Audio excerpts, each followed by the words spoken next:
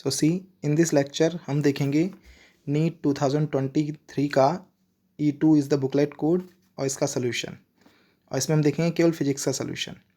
Total number of question 50 आए थे 2023 के एग्ज़ाम में, और देखिए इनको हम सॉल्व कर रहे हैं। सी आंसर्स मैंने लिख दिए हैं as you can see, but हम इसको सोल्यूशन भी करेंगे। तो इन क्वेश्चन नंबर 1 सी मैं पढ़ रहा हूँ। The minimum wavelength of X ray produced by an electron accelerator. तो वेव आपकी क्या हुई है, प्रोड्यूस हुई है electron accelerated through a potential difference v, और उसमें बताना है that v is directly proportional to, किस तरीके से होगा वेव लेंथ के टर्म्स में। तो प्रोड्यूस कर रहे हैं वेव, दैट मीन्स हम यहाँ पर वर्क एनर्जी थ्योरम का यूज़ कर रहे हैं। तो वर्क डन जो होगा वो सिंपली किसके इक्वल होगा, एनर्जी के। तो energy of the wave is E। Then work का फॉर्मूला हम लिख रहे हैं पोटेंशियल डिफरेंस के टर्म्स में Q and V, and energy of EM wave का फॉर्मूला हो गया hc/λ। तो यहाँ पर चार्ज कांस्टेंट है, ठीक है। देन यहाँ पर H एंड C, ये सारी की सारी चीज़ें आपके पास कांस्टेंट हैं। तो from here as you can see V is reciprocal to lambda and vice versa is also true, means lambda minimum जो होगा that is reciprocal to wavelength V, sorry voltage V। तो ये हो गया आपका फर्स्ट का आंसर, मैच कर रहे हैं। तो देखिए ये रहा आपका आंसर नंबर 2। ओके, प्रोपोर्शनलिटी पूछी है, ठीक है, हमने यहाँ पर प्रोपोर्शनलिटी में आंसर दिया है। Now see the next question. A Carnot engine has efficiency of 50%। Then source temperature given है आपके पास 327 डिग्री सेल्सियस। आपको बताना है what is the temperature of sink. तो हमारे पास eta, efficiency of heat engine का फॉर्मूला होता है T1 minus T2 upon T1। सारे के सारे जो इसमें क्वेश्चन आए थे मैंने देखे थे, ये सारे के सारे आपके पास डायरेक्टली फॉर्मूला बेस्ड थे। तो फॉर्मूला आप याद रखिए, वहाँ से भी सॉल्व हो जाएंगे। ये इंपॉर्टेंट फॉर्मूला है। T1 कहलाता है आपका टेम्परेचर किसका, सोर्स का, और इसको हमें केल्विन में लेना होता है। So this is the concept here. And T2 temperature है सिंक का। देन सोर्स का टेम्परेचर आपको गिवन है 327, इसमें ऐड कर दीजिए 273, तो ये आपका हो गया 0, 9 और 1 10 का 0, और ये 600 के। तो ये आपके पास गिवन है 600 के। आपको बताना है temperature of sink. Eta given है एफिशिएंसी 50%। 50% मीन्स फॉर्मूले में हो गया आपका 0.5 is equal to T1 is 600 minus T2 you have to find out and upon T1, and that is again 600. okay, then 0.5 multiply by 600, तो ये आपका सिंपली हो गया 300 क्रॉस मल्टीप्लाई करने के बाद, and that is equal to 600 minus T2। Answer सब degree Celsius में है जिसमें हम बाद में कन्वर्ट करेंगे। तो यहाँ से आपके पास T2 आ गया 600 माइनस 300, दैट मीन्स 300 के। इसको चेंज कर दीजिए किस में, डिग्री सेल्सियस में, तो घटा दीजिए इसमें से 273। तो आपका आंसर आ गया डिग्री सेल्सियस में T2 का how much, 27 degree Celsius. Match करा लीजिए, यह है आपका answer number 1। Okay, now see the next question. एक बुलेट है जिसको फायर किया गया है from the gun at a speed of 280 metre per second in the direction of 30 degree above from the horizontal. Maximum height पूछी है, sine 30 की value given है डायरेक्ट, जी की वैल्यू 9.8 आपको यूज़ करनी है। Again direct formula based question. Formula of height होता है आपके पास प्रोजेक्टाइल मोशन के केस में u square sine square theta upon 2g। Directly value place कर रहे हैं। See h equal to u square हो गया आपका 280 into 280 and sine square theta यानी कि साइन 30 की वैल्यू हो गई 1/2, देन 1/2 इंटू 1/2 1/4, एंड अपॉन में है आपका 2 times of 9.8 like this. Okay, solving this देखिए ये कैंसिल हो गया टर्म कितने टाइम्स, 140 टाइम्स। देन ये कैंसिल हुआ है इससे, ये भी आपका 140 टाइम्स। 2 से ये कैंसिल हो गया आपका हाउ मच, 70 टाइम्स। तो आपका बचा है 140 इंटू 70 एंड अपॉन में बचा है 9.8। ओके, यहाँ से हमने पॉइंट हटाया, एक ज़ीरो यहाँ से बढ़ा लिया है। 7 से टर्म पूरा कैंसिल होता है, 7 एकम 7, 7 चौको 28, तो ऊपर बचा है आपका 1 4 and 1 2 and 3 0 and upon 40, cancel कर दीजिए। तो आपका आंसर आ गया डायरेक्टली एच का 1000 मीटर। आंसर मैच कराइए, third one is your right answer. Then see next question. In a series LCR circuit the inductance L is 10 milli henry, capacitance given है आपको 1 माइक्रोफेरेड, रेजिस्टेंस भी given है, frequency of the resonance. तो resonance frequency, angular resonance frequency का formula होता है 1/√LC। इस फॉर्मूले को हम यूज़ कर रहे हैं क्योंकि आंसर आपके रेडियन पर सेकंड में भी गिवन है, ठीक है। तो हम पहले एंगुलर निकालेंगे, अगर मैच करेगा तो ठीक है, देन उसके बाद लीनियर फ्रीक्वेंसी निकाल लेंगे। देन वैल्यू प्लेस कर रहे हैं, सी सारी की सारी वैल्यू आपकी SI यूनिट में होगी। तो L को हमने चेंज किया SI यूनिट में, ये देखिए 10 × 10⁻³ यानी कि 10⁻2 हेनरी हो गया।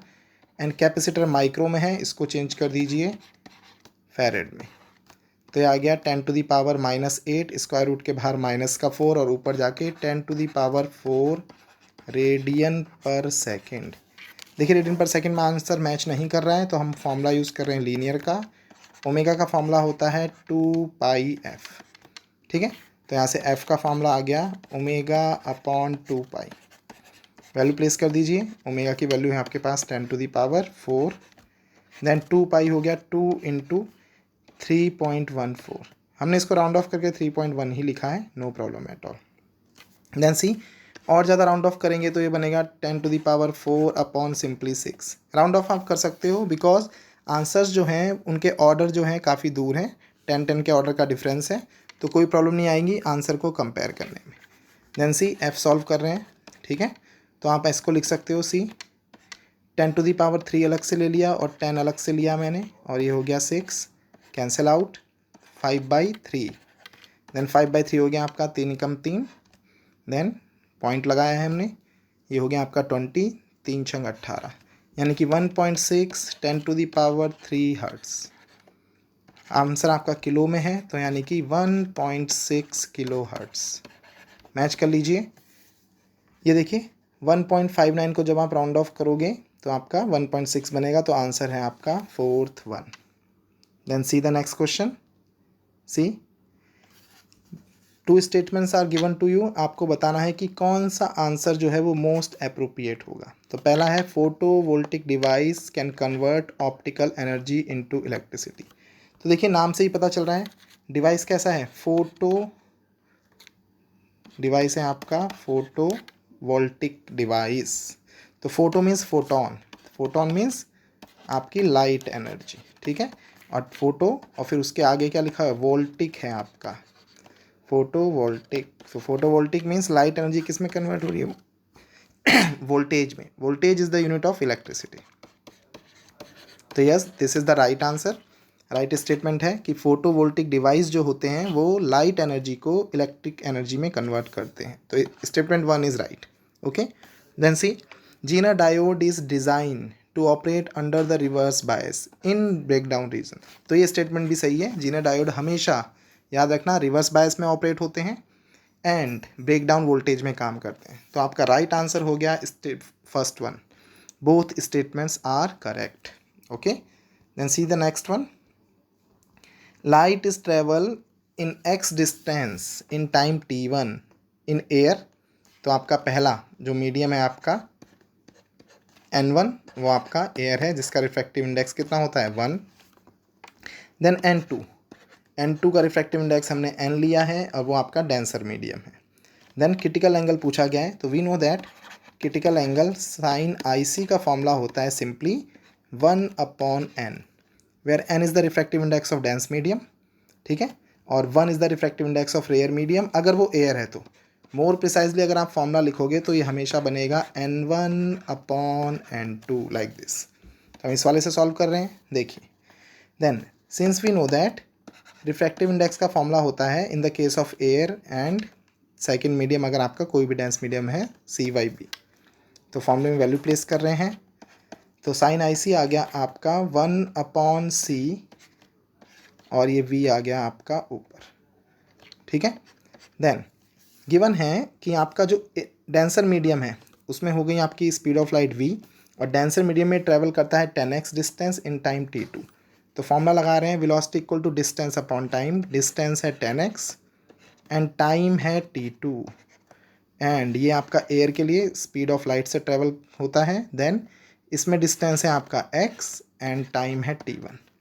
x से x यहाँ पर कैंसिल हो गया है, तो आपके पास आ गया 10 times of t1 upon t2। Then यहाँ से आप मैच कराइए आंसर्स को, तो आपके पास आया है answer that is C, fourth one. तो IC आ जाएगा आपके पास sine inverse 10 times of t1 upon t2। ये आपका क्रिटिकल एंगल का फॉर्मूला डिराइव हो गया। Then see the next question. In the next question आपको पूछा गया है in hydrogen spectrum shortest wavelength of Balmer series is given to you that is lambda and the shortest wavelength of Brackett series you have to ask. तो इसके लिए एक shortcut होता है that is LBP। Then L के आगे आप 1, then here is 2, then 3 and 4 and 5। तो ये 1 2 3 4 एंड 5 ये दिखा रहे हैं रिस्पेक्टिव स्पेक्ट्रम के की सीरीज लिमिट, या फिर फाइनल स्टेज भी कह सकते हैं आप। सी L है यहाँ पे लार्मर, B है बाल्मर, P है पास्चन, B है ब्रैकेट एंड P है पी फंड। एंड जो इंपॉर्टेंट फॉर्मूला जो आपको याद रखना है that is 1 upon lambda equal to R infinite and 1 upon N final का square minus 1 upon N initial का स्क्वायर। ठीक है, तो सबसे पहले देखेंगे सी, ये सभी की सभी जो वेवलेंथ है ये शॉर्टेस्ट के लिए रेफ़र की गई हैं। तो शॉर्टेस्ट का मीन होता है कि जो आपका ट्रांजिशन होगा वो इन्फानाइट से होगा। ठीक है, और इन्फानाइट से कहाँ होगा, फाइनल स्टेज में होगा। तो फाइनल स्टेज सभी की डिसाइड होती है as I told you, Lyman के लिए 1, बार्मर के लिए 2, पास्चन के लिए 3, ब्रैकेट के लिए 4 एंड दिस वन इज़ 5। तो गिवन है बाल्मर के लिए वेवलेंथ है लैम्डा, R इन्फानाइट है यहाँ पे रिडबर्ग कांस्टेंट, तो ये देखिए 4 बाल्मर। तो बाल्मर के लिए as I told you final state हमेशा क्या होगी, फाइनल स्टेज हमेशा होगी 2, एंड जो इनिशियल स्टेट है वो होगी आपकी इन्फानाइट। फॉर्मूले में वैल्यू प्लेस कीजिए, लैम्डा गिवन है आपको that is simply lambda is equal to हो गया आपका R इन्फानाइट एंड 1 अपॉन 2 का स्क्वायर बन गया आपका 4, इक्वेशन नंबर 1। देन आपको पूछा गया है ब्रैकेट के लिए, देन सी ब्रैकेट के लिए शॉर्टकट से देखिए फाइनल स्टेज क्या है इसकी, हमेशा 4, ओके, एंड इनिशियल इसमें भी इन्फानाइट। देन सी 4 ब्रैकेट सीरीज, 4 ब्रैकेट। तो ब्रैकेट सीरीज़ के लिए आपकी फाइनल स्टेज हमेशा क्या होगी 4 एंड इनिशियल हमेशा होगी इन्फानाइट। शॉर्टेस्ट वेवलेंथ के लिए ये फॉर्मूले हैं। देन हमें निकालना है lambda dash, in terms of lambda आएगा आंसर, फॉर्मूला R इन्फानाइट हो गया, इस वे में वैल्यू प्लेस कीजिए, फाइनल हो गया आपका 4 का square 16 like this, equation number 2। तो यहाँ से देखिए सॉल्व कर रहे हैं हम, इक्वेशन नंबर 1 एंड 2 को आप एक साथ यूज़ कर सकते हैं, हम यूज़ कर रहे हैं। सी देखिए, तो यहाँ से अगर आप देखोगे तो हम डिवाइड कर रहे हैं दोनों टर्म्स को, तो ये बनेगा लैम्डा डैश सभी से ऊपर जाएगा और यहाँ बचेगा lambda is equal to R infinite से R इन्फानाइट कैंसिल, 4 से कैंसिल ये 4 टाइम्स, और ये 4 जाएगा सबसे ऊपर, तो लैम्डा डैश आ गया आपका final answer 4 times of lambda. ठीक है, सीधे सीधे फॉर्मूले पर बेस्ड क्वेश्चन है, आंसर मैच करा रहे हैं 4 लैम्डा। तो देखिए 4 लैम्डा है आपका आंसर नंबर 2 में। Then see next one is important question है KVL एंड KCL पर बेस्ड, ध्यान दीजिए जरा। See if the galvanometer G does not shown any deflection in the circuit then you have to calculate the value of resistance R। इसकी value आपको calculate करनी है। Then यहाँ पर 2 वोल्ट की एक्स्ट्रा बैटरी लगी हुई है, तो देखिए इन दिस लूप हमने कहा इन दिस लूप पूरा का पूरा 10 वोल्टेज ड्रॉप होगा, तो हमने कहा 400 में ड्रॉप हुआ V1 एंड रेजिस्टेंस में ड्रॉप हुआ V2। Since current through galvanometer 0 है तो इसका एक ही सेंस बनता है कि यहाँ से लेके यहाँ तक आपका V2 जो होगा वो 2 वोल्टेज ड्रॉप होगा, क्योंकि सारा करंट यहाँ पास करेगा। ये एक और चीज़ है, तो यहाँ पे हमने लिख दिया I is the total current जो केवल इस ब्रांच में फ्लो होगा जो मैंने लूप खींचा है।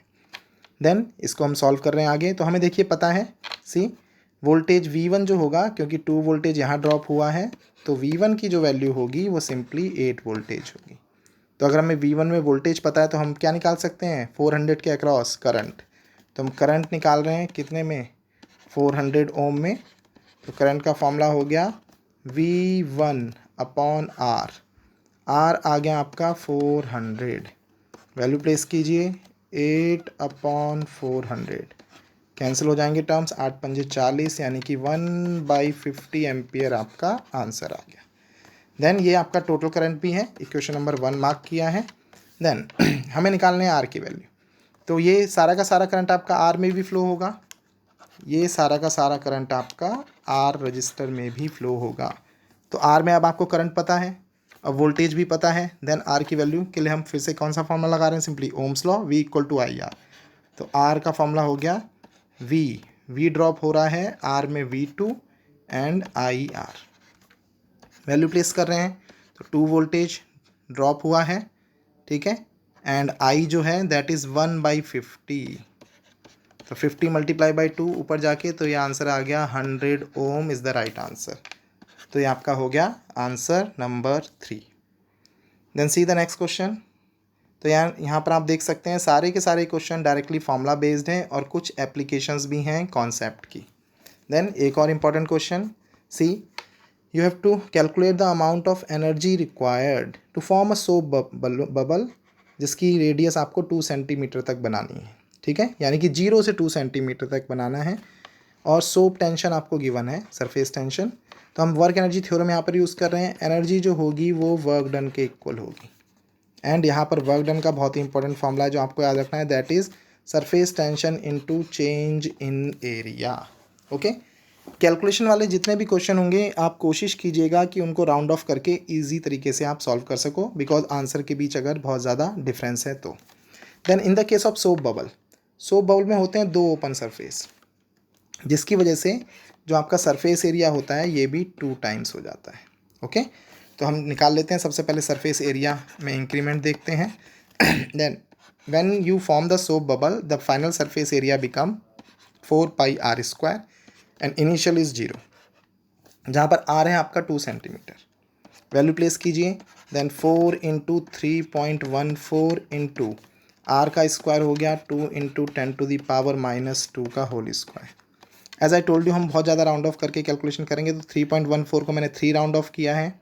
तो देन 4 इंटू 3 इंटू 2 का स्क्वायर 4 इंटू 10⁻⁻4, तो ये हो गया 4 3 12 चौको 48, 48 इंटू 10⁻⁻4 मीटर स्क्वायर, ठीक है। ये वैल्यू यहाँ प्लेस कर दीजिए, बहुत ही important formula. Okay, then work done आ गया आपका दिस वन, जो कि एनर्जी के इक्वल होगा। फाइनली हमें एनर्जी बतानी है। सरफेस टेंशन है 0.03, यानी कि 3 into 10⁻⁻2। Then change in area अभी निकाला हमने 48 into 10⁻⁻4। Okay, and in the last 2 से मल्टीप्लाई करना है, because in soap bubble 2 open surface होते हैं। देन सॉल्व कर रहे हैं, इसको भी देखिए और सिंप्लीफाई कर देते हैं। 48 को राउंड ऑफ किया है 50 में, देन 50 इंटू 2, पावर एडजस्ट कर लीजिए, 10⁻⁻4 एंड -2 हो गई -6, एंड मल्टीप्लाई में बचा है ओनली 3। देन सी 50 इंटू 2 100, यानी कि 10⁻2 प्लस का और माइनस का 6 है, तो 10 की पावर हो गई -4 एंड हेयर इज़ 3। ये आंसर आ गया जूल में। देन मैच कीजिए, तो आंसर ये रहा, देखिए 3.01 राउंड ऑफ करके 3 बनेगा, 10⁻⁻4 joule. 3 is your right answer. So as I told you, pi की कैलकुलेशन में आप ना ही पढ़ें इन एग्ज़ाम तो ज़्यादा अच्छा है। अगर आंसर के बीच किस चीज़ का डिफरेंस है, ऑर्डर का डिफरेंस है। ऑर्डर का डिफरेंस मीन्स ये देखिए यहाँ पे आपका आंसर गिवन है 3.01 10⁻⁻4 और यहाँ है 30.0116 10⁻⁻4, तो पूरा 10 का डिफरेंस है, ठीक है। तो ये ऑर्डर अलग अलग हैं बहुत ज़्यादा, तो इसमें आप राउंड ऑफ बहुत ज़्यादा तेज़ी से कर सकते हैं। Then see next question. Next question is direct फॉर्मूले पर बेस्ड क्वेश्चन है। The magnetic energy stored in a inductor of inductance कितना है, 4 माइक्रो हेनरी। तो इसको आप कन्वर्ट कर दीजिए हेनरी में, 4 इंटू 10⁻6 हेनरी, एंड करंट की वैल्यू आपको गिवन है directly 2 ampere. Direct formula U का that is half L I square, इसको हम यूज़ कर रहे हैं। अगर आपका आई मैक्सिमम है तो यू भी आपका मैक्सिमम होगा, और एल यहाँ पर कांस्टेंट है because it is independent of phi and I, दोनों से क्या होता है, इंडिपेंडेंट होता है। वैल्यू रखिए तो 1/2 एल की वैल्यू हो गई आपकी 4 इंटू 10⁻⁻6 एंड आई का स्क्वायर, 2 का स्क्वायर हो गया 4, ये कैंसिल आउट 2 टाइम्स, तो 4 इंटू 2 ये इट बिकम्स 8 इंटू 10⁻⁻6, तो आंसर आ गया आपका 8 माइक्रोजूल। ओके, ये energy store in the inductor. Direct फॉर्मूले पर बेस्ड क्वेश्चन था। आंसर मैच कीजिए, आंसर हो गया आपका 4th one. Then see the next one, एक और अच्छा क्वेश्चन और बहुत ही simple. See, a 12 volt 60 watt lamp is connected to secondary of a step down transformer, तो ट्रांसफार्मर स्टेप डाउन है, सेकेंडरी में कनेक्ट है, मीन्स पी आउटपुट, पावर का आउटपुट आपको कितना गिवन है, 60 वाट का लैंप है, एंड वोल्टेज का आउटपुट आपको गिवन है 12 volt simply. Then these all are connected with the AC means primary के साथ, जिसका वोल्टेज है 220 वोल्ट, यानी कि V इनपुट है आपका 220 वोल्ट। देन एज्यूम करना है आपको कि ट्रांसफार्मर जो है वो आइडल है। देन आइडल ट्रांसफार्मर का कॉन्सेप्ट ये होता है कि जो P आउटपुट होगा वो P इनपुट के इक्वल होगा। देन आपको बताना है करंट इन प्राइमरी, तो हम यहाँ पर P का फॉर्मूला यूज़ कर रहे हैं, पावर का V इंटू आई वाला। P आउटपुट डायरेक्टली गिवन है, ये रहा आपका 60 वाट, रख दीजिए वैल्यू, एंड P इनपुट बनेगा V इनपुट इंटू आई इनपुट। आई इनपुट आपको फाइंड आउट करना है, V इनपुट भी आपको गिवन है, that is 220 volt, 220 volt. Okay, ये आ गया आपका। देन यहाँ से कैलकुलेट कर लीजिए, देखिए 0 से 0 कैंसिल, ओके ये भी कैंसिल, 11, ये हो गया आपका 3, तो आई इन आ गया आपका 3/11। थोड़ा सा और सॉल्व कर रहे हैं, देखिए पॉइंट लगा दीजिए, 0 बढ़ा लीजिए, तो ये बनेगा 30 हो गया, कितने टाइम्स, 11 दूनी 22, 8 बचा, 80 हो गया, 11 7 77, तो ये आ गया 0.27 एम्पियर। तो देखिए मैच कर रहा है आंसर हमारा फर्स्ट वाला 0.27 ampere. Then see the next one, आगे बढ़ रहे हैं। एक और सिंपल क्वेश्चन जो कि डायरेक्टली फॉर्मूले पर बेस्ड है। देखिए, an electric dipole placed at an angle of 30 degree, theta आपको 30 डिग्री गिवन है। देन इलेक्ट्रिक फील्ड इंटेंसिटी कितनी है, 2 इंटू 10⁻⁵, ओके ऐसा यूनिट में है, न्यूटन पर कूलाम। एक्सपीरियंस कर रहा है टॉर्क 4 न्यूटन मीटर, ये भी ऐसा यूनिट में है। देन डाइपोल लेंथ गिवन है आपके पास, यानी कि पूरी डाइपोल लेंथ होती है टोटल 2L गिवन है, okay and that is 2 centimetre, यानी कि 2 इंटू 10⁻⁻2 मीटर। इसमें सबसे इंपॉर्टेंट टर्म यही है कि जो डाइपोल लेंथ है, ओके तो आप टोटल डाइपोल लेंथ मीन्स पूरा 2L गिवन होगा, ना कि L। अगर आपने गलती से यहाँ पर L ले लिया तो क्वेश्चन आपका गलत हो जाएगा। देन आपको निकालना है मैग्नीट्यूड ऑफ चार्ज, तो फॉर्मूला होता है टॉर्क का PE साइन थीटा, और जहाँ पर P का फॉर्मूला आप अलग से लिखोगे जो कि आप जानते हो 2L टाइम्स ऑफ Q। कुछ इस तरीके से वैल्यू प्लेस कर दीजिए। टॉर्क है 4, P की जगह है आपके पास 2L की वैल्यू है 2 इंटू 10⁻⁻2, Q आपको फाइंड आउट करना है। E की वैल्यू है 2 into 10⁻5 and sine theta is sine 30, that value has 1/2। Solve कर लीजिए, ये देखिए 2 से 2 कैंसिल, ओके देन इस 2 से ये वाला 2 कैंसिल, तो यहाँ आपका Q आ गया, इस तरफ है केवल 2, ये 10⁻⁻2 और ये प्लस का 5, ये बना आपका -3 अपॉन में जाके, ओके देन सी प्लस का 3 अपॉन में जाएगा, फिर ऊपर जाएगा तो ये बनेगा -3 कूलाम, जिसको हम लिख सकते हैं 2 मिली कूलाम। आंसर मैच करा के देखिए, तो देखिए 2 मिली कूलाम है आपका 4th वन। तो डायरेक्टली फॉर्मूला बेस्ड था। इसमें इंपॉर्टेंट क्या है, जो टोटल डाइपोल लेंथ है उसको ही हम 2L बोलते हैं। Then see the next one. Next question is, a vehicle travels a half distance with the speed v and the remaining half obviously with the speed 2v. Then you have to calculate the average speed. तो जब भी आपको average का formula पूछा जाएगा speed का और आपको हाफ डिस्टेंस वाला टर्म गिवन है, हाफ डिस्टेंस ट्रेवल कर रहा है with some velocity and remaining half with some other velocity, तो आप डायरेक्टली फॉर्मूला लगा सकते हैं, that is 2 times of v1 v2 upon v1 plus v2। ये फॉर्मूला आप अप्लाई कर सकते हो, बहुत ही इंपॉर्टेंट फॉर्मूला है। ठीक है, अगर आपको टाइम इंटरवल हाफ के टर्म में गिवन होता है तब फॉर्मूला हम लगाते हैं v1 plus v2 divide by 2। तो देखिए वैल्यू प्लेस कर रहे हैं, सी, तो 2 times of v1 is v2 कितना है यहाँ पर 2v divide by v1 plus v2, v plus 2v हो गया आपका 3v, एक v से एक v कैंसिल, तो ये बन गया आपके पास 4/3v। आपका डायरेक्टली आंसर हो गया एवरेज वेलोसिटी का। मैच कर रहे हैं आंसर, तो 4/3v, तो आंसर हो गया आपका third one. Then see the next question.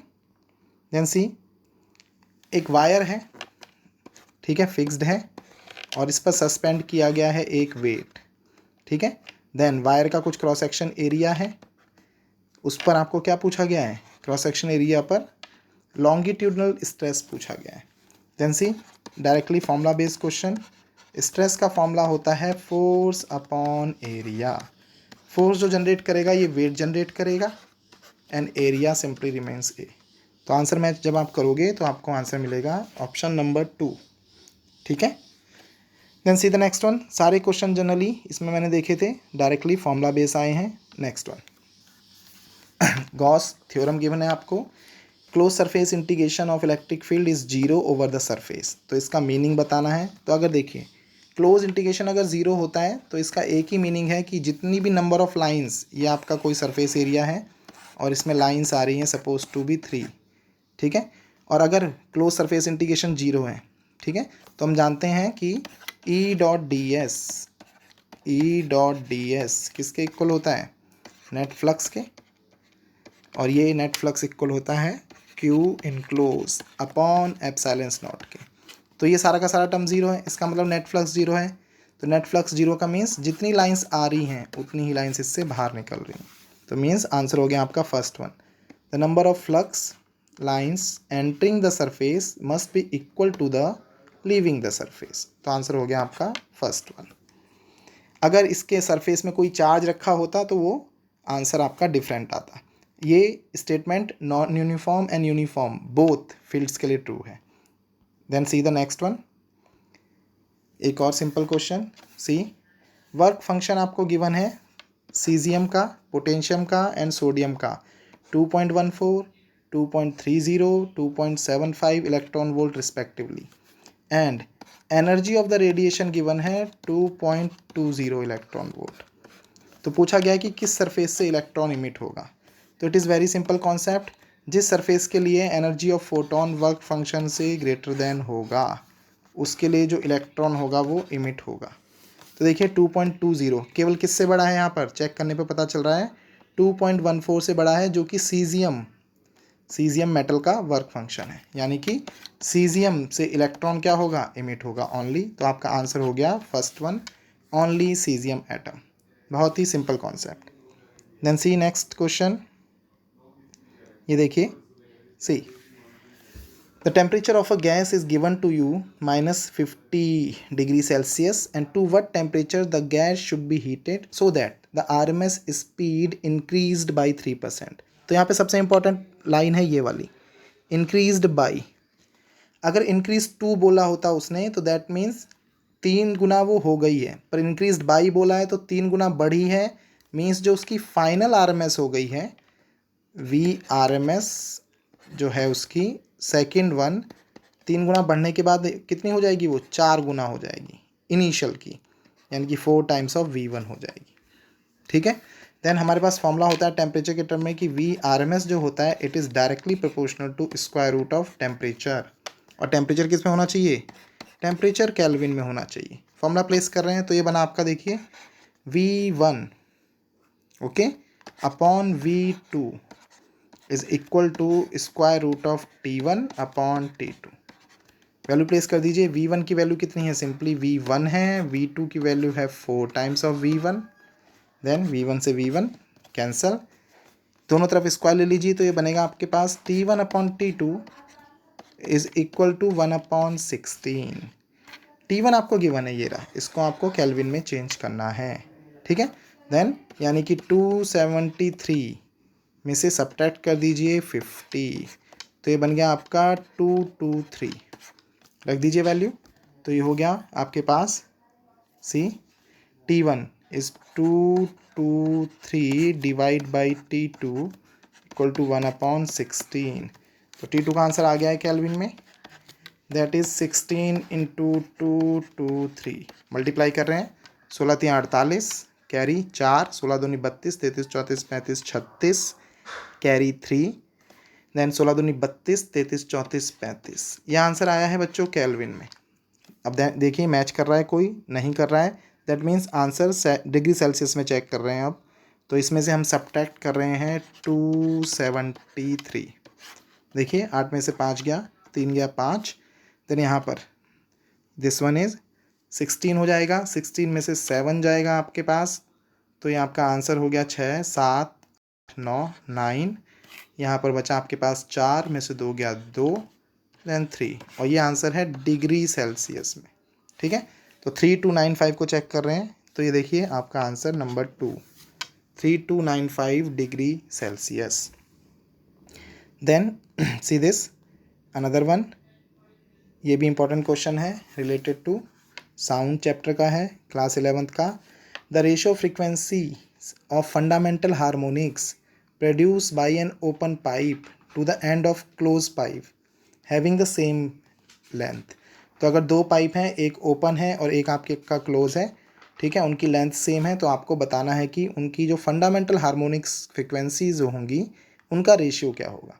तो सबसे पहले देखिए ये रहा आपका ओपन पाइप, तो ओपन पाइप में अगर आप फंडामेंटल की बात करो तो ये देखिए वेव जाती हैं लाइक दिस, ठीक है, ये लेंथ इसकी L है, ये इतना वाला पार्ट कहलाता है λ/4 और ये भी λ/4, तो L जो होगा यहाँ पर आपका λ/L1 लिख रहा हूँ मैं, λ/2 के इक्वल होगा, और ये किसके लिए है, ओपन के लिए।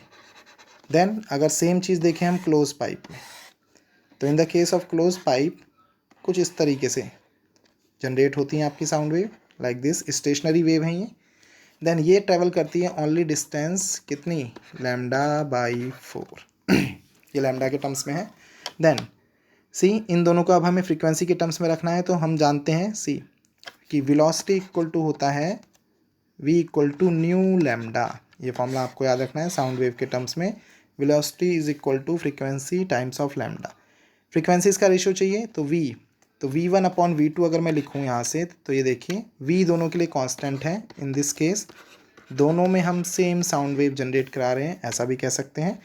तो अगर ये v कांस्टेंट होगा तो यहाँ से हमें पता चला कि जो फ्रीक्वेंसीज है that is reciprocal of the lambda, ठीक है, फ्रीक्वेंसीज क्या होंगी, लैम्डा के रेसिप्रोकल होंगी, ठीक है। और यहाँ पर भी जो पाइप की जो हमने लेंथ ली है, दिस लेंथ, ये सेम लेंथ के लिए देख रहे थे, एक पाइप ओपन है और एक पाइप क्या है, क्लोज्ड है, ठीक है। तो हम यहाँ पर दिखा सकते हैं wave length L1 and L2 same distance के टर्म्स में, ठीक है, तो ध्यान दीजिए सी। तो वैल्यू प्लेस कर रहे हैं यहाँ पर, तो वैल्यू प्लेस करने पर सी, तो ν1/ν2 का फॉर्मूला हो गया आपके पास सी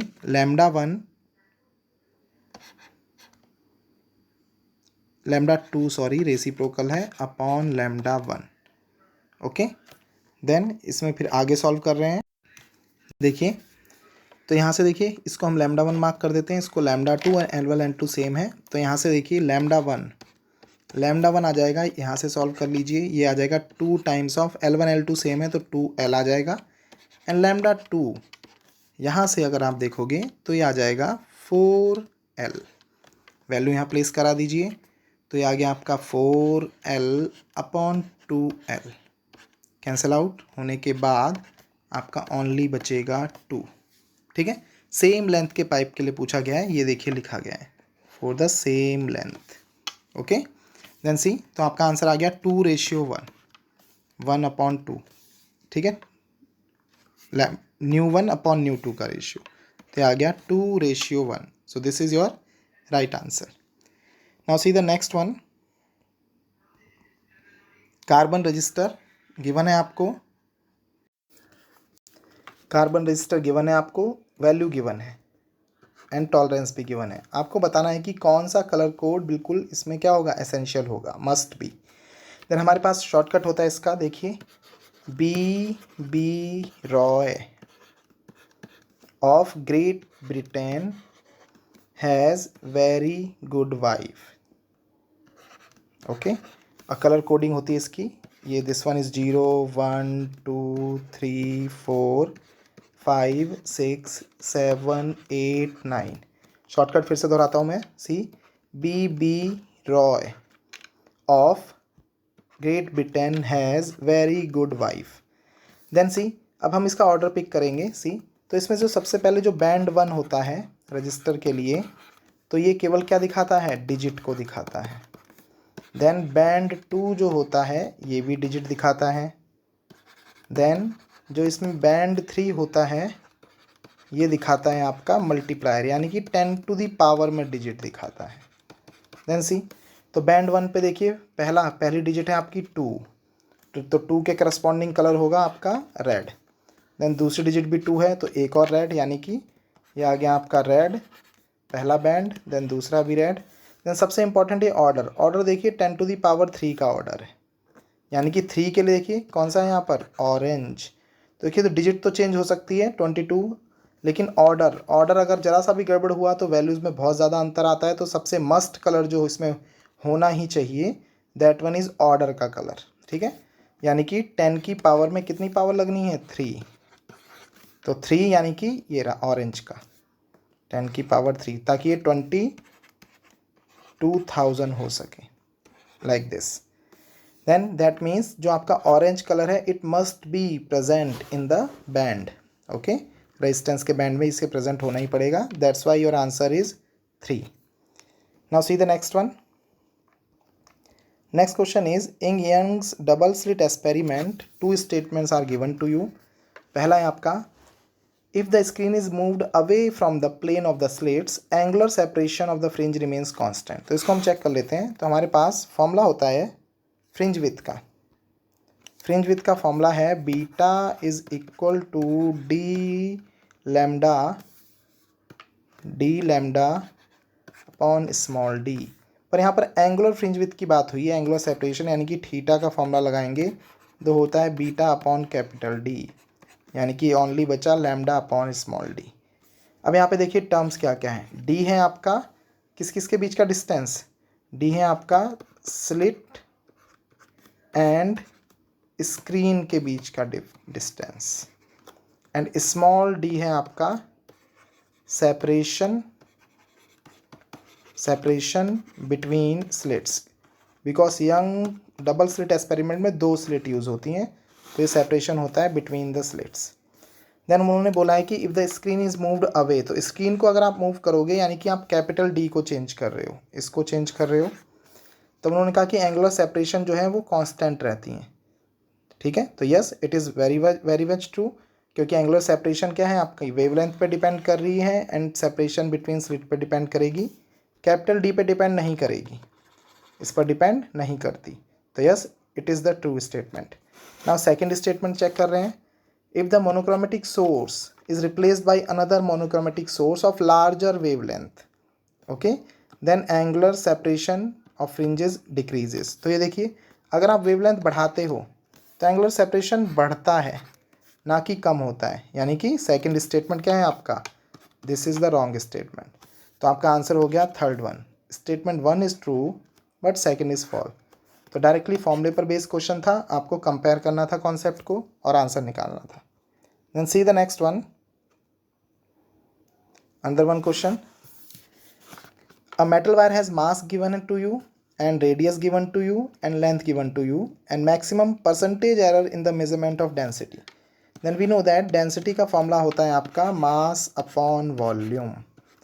तो वॉल्यूम को इन्होंने लेंथ एंड रेडियस के टर्म में लिखा है, तो हम इसको लिख सकते हैं मास अपॉन रेडियस हो गई, से एरिया निकलेगा pi r square and l. Then percentage error अगर आप देखोगे डेंसिटी में, तो इट सिंपली बिकम्स m की पावर कितनी है यहाँ पे 1, यानी कि percentage error in m plus pi में कोई एरर नहीं होगा, रेडियस की पावर 2 है, एरर सारे ऐड होते हैं यानी कि 2 times of percentage error in radius plus length की पावर सिंगल है यानी कि simply percentage error in length. तो वैल्यू प्लेस कर रहा हूँ मैं, देखो परसेंटेज एरर निकालना है। सी परसेंटेज एरर इन m होगा, m के फॉर्मूले पे जाइए, ये रहा आपका true value, this one is delta m। तो फॉर्मूला होता था आपका delta m upon m into 100 plus 2 times of percentage error in radius बनेगा delta r upon r into 100। Then in the last percentage error in length बनेगा delta l upon l into 100। सारी value हम यहाँ पे place कर रहे हैं। देखिए तो देखिए डेल्टा m ये रहा 0.002 यानी कि 2 into 10 to the power minus का 3 एंड अपॉन में m है 0.4 and into 100 means 10 to the power 2 plus 2 times of r की वैल्यू ये रही आपकी, ये भी 10 to the power minus 3 upon true value is 0.3 and into 100 means 10 to the power 2 then plus length है आपकी, ये रहा आपका 2 into 10 to the power minus 2 and upon में आपके पास 5 है and into 10 to the power plus 2। तो ये सारी चीज़ें हम सॉल्व कर लेते हैं। सी ध्यान से देखिए किस तरीके से सॉल्व कर रहे हैं। ये देखिए अगर आप यहाँ से पॉइंट हटाओगे तो एक पावर एक्स्ट्रा बढ़ेगी, देन ये पूरा टर्म कैंसिल आउट। तो पहला बचा है आपका 2/4 यानी कि ये भी कैंसिल हो जाएगा 2 टाइम्स, तो बचा है 1/2 प्लस देन सी यहाँ से पॉइंट हटा के पावर 1 इंक्रीज़ की है जिससे ये टर्म पूरा कैंसिल हुआ है। तो यहाँ पर बचा है कितना, केवल 2/3 प्लस यहाँ पर ये पूरा कैंसिल और ये बचा है प्लस 2/5। ठीक है, सिंपली ऐड कर लेते हैं। 1/2 इज़ 0.5, 2/3 इज़ 0.67, 0.67 को राउंड ऑफ करके आप 7 लिख सकते हैं। देन प्लस 2/5 इज़ 0.4, ऐड कर लीजिए, 7 5 12, 13 14 15 16 यानी कि 1.6% के अबाउट ये राउंड ऑफ होता है। तो आंसर चेक कीजिए, ये रहा आपका 1.6%। ठीक है, तो आप राउंड ऑफ करके कैलकुलेशन करोगे तो वो आपको ज़्यादा ईजी पड़ेगा और कैलकुलेशन भी आपकी फास्ट होगी। Then see the next one, the equivalent capacitance you have to find out in the given circuit. तो देखिए हम किस तरीके से फाइंड कर रहे हैं। सी तो कैपेसिटेंस के हमें पता है कि अगर कैपेसिटेंस पैरेलल में जुड़े हों तो डायरेक्टली ऐड होते हैं। तो 3 + 3 हो गया 6 और 6 फिर 3 के साथ किस में है, सीरीज़ में। तो नेट कैपेसिटेंस आ जाएगा 6 and 3 आर इन सीरीज़ यानी कि 6 × 3 डिवाइड बाई 6 + 3 हमने डायरेक्टली सॉल्व किया है। ठीक है, तो हो जाएगा 6 × 3 डिवाइड बाई 9, ये कैंसिल हो गया 3 टाइम्स और ये 2 टाइम्स। तो आपका आंसर आ गया 2, सारे के सारे माइक्रोफैरड में थे। So your answer become first one. Now see the next one. Next question is बहुत ही इंपॉर्टेंट क्वेश्चन है। 2 bodies of mass m and 9m are placed at a distance r। ठीक है, हमने करा दिया, ये हो गया आपका m1 is m and m2 is 9m। ये कितने डिस्टेंस पर प्लेस्ड हैं, r पर प्लेस्ड हैं। द ग्रेविटेशनल पोटेंशियल निकालना है आपको on the line joining the two body where the gravitational field is equal to 0। तो आपको पहले तो वो पॉइंट बताना है जहाँ पर ग्रेविटेशनल फील्ड क्या हो, 0 हो। Gravitational field is a vector quantity, किसी पॉइंट P के लिए निकाला जाता है। तो हमने कहा इस P पॉइंट पर जो कि m1 से x डिस्टेंस पर है, यहाँ पर ग्रेविटेशनल फील्ड क्या है, 0 है। तो इस P पॉइंट पे अगर आप कोई ऑब्जेक्ट रखोगे तो m1 इसे अपनी तरफ खींचेगा, डायरेक्शन ये रही, m2 अपनी तरफ खींचेगा, इसकी डायरेक्शन यहाँ है। Equal and opposite electric field लगेगा। E का फॉर्मूला होता है कैपिटल G m, m यहाँ पर सोर्स मास कहलाता है, and upon r। Then see तो यहाँ पर P वाले पॉइंट पर m1 एंड m2 दो की वजह से इलेक्ट्रिक फील्ड है जो कि इक्वल एंड अपोजिट होगा, क्योंकि हमें नेट ग्रेविटेशनल फील्ड को कितना करना है, 0 करना है। ग्रेविटेशनल फील्ड के केस में हमें आपको इसको E जीत करके दिखाते हैं। देन यानी कि पहला मास हो गया आपका दिस वन, तो ये हो गया आपका capital G m1 is m और r बनेगा आपका x, और x का सॉरी यहाँ पर स्क्वायर आएगा, तो x का स्क्वायर। ये फॉर्मूला है स्टैंडर्ड ग्रेविटेशनल फील्ड का, ठीक है। और ये बैलेंस करेगा किसको, m2 वाले फील्ड को, तो ये हो गया capital G, m2 is 9m and upon remain distance becomes r minus x का होल स्क्वायर।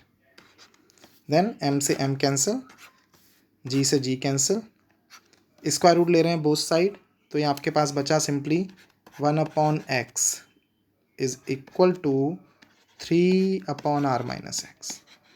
सॉल्व कर लीजिए, तो ये आ गया 3x equal to r minus x, तो यहाँ से आपके पास x आ गया 4x इक्वल टू r, तो x आ गया आपका r/4। तो आपका m1 से r/4 वाले डिस्टेंस पर फील्ड क्या होगा, ज़ीरो होगा। लेकिन ये डिस्टेंस नहीं पूछा है, पूछा गया है कि इस पॉइंट पर ग्रेविटेशनल पोटेंशियल कितना होगा। नाउ सी, ग्रेविटेशनल पोटेंशियल का फॉर्मूला होता है, it's a scalar quantity. Gravitational potential का फॉर्मूला होता है माइनस कैपिटल G(m)/r, और ये स्केलर होने की वजह से डायरेक्टली ऐड होता है, ठीक है। तो अब देखिए, हमें निकालना है इस P वाले पॉइंट पे, तो एक लगेगा m1 की वजह से और एक m2 की वजह से। m1 से कितना दूर है, x अभी हमने निकाला r/4, तो रिमेनिंग बचा आपका कितना, ये बना 3/4r, तो हम दोनों को ऐड कर रहे हैं, तो ये देखिए नेट जो बनेगा एट पॉइंट P, तो ये आ गया -G, m1 is m and r की जगह था r/4, देन ये भी माइनस ऐड हो जाएगा माइनस में ही, capital G, m2 is 9m and r की जगह बचा आपका कितना 3/4r, तो 3/4 आपका ऊपर आ गया, ठीक है। ये कैंसिल हो गया टर्म, देखिए 3 टाइम्स, देन ऐड कर लीजिए, तो ये है देखिए 4Gm/r, और यहाँ पर 4×3 12, 12 और मिल गए, तो 12 और 4, तो यानी कि हो गया -16 Gm/r, आपका आंसर आ गया, ठीक है। किसका, ग्रेविटेशनल पोटेंशियल का, स्केलर क्वांटिटी होने की वजह से ये ऐड हुआ है, ठीक है। चेक कर रहे हैं आंसर्स में, तो ये रहा आपका -16 Gm/r। तो इंटरेस्टिंग क्वेश्चन इट इज़, दो फॉर्मूले एक साथ कंबाइन करके यूज़ हुए हैं। Then see the next one, the venturi meter works on, तो डायरेक्ट आंसर है इसका, बर्नौली प्रिंसिपल पे काम करता है, फ्लूइड डायनेमिक्स का पार्ट है वेंचुरी मीटर। अब वेंचुरी मीटर निकालता क्या है, ये निकालता है रेट ऑफ फ्लो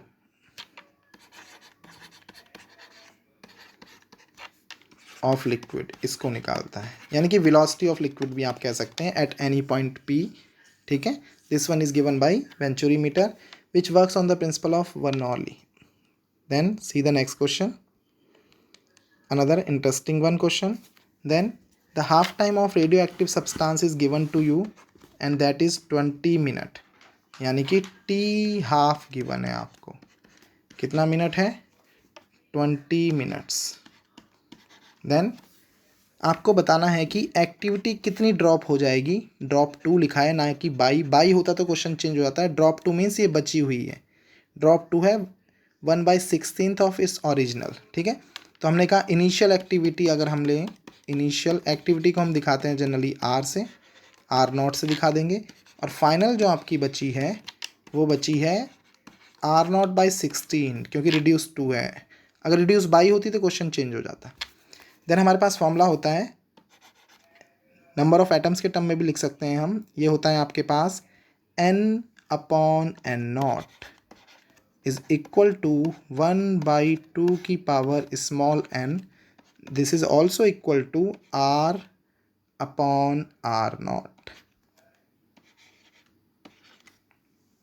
कुछ इस तरीके से, ठीक है।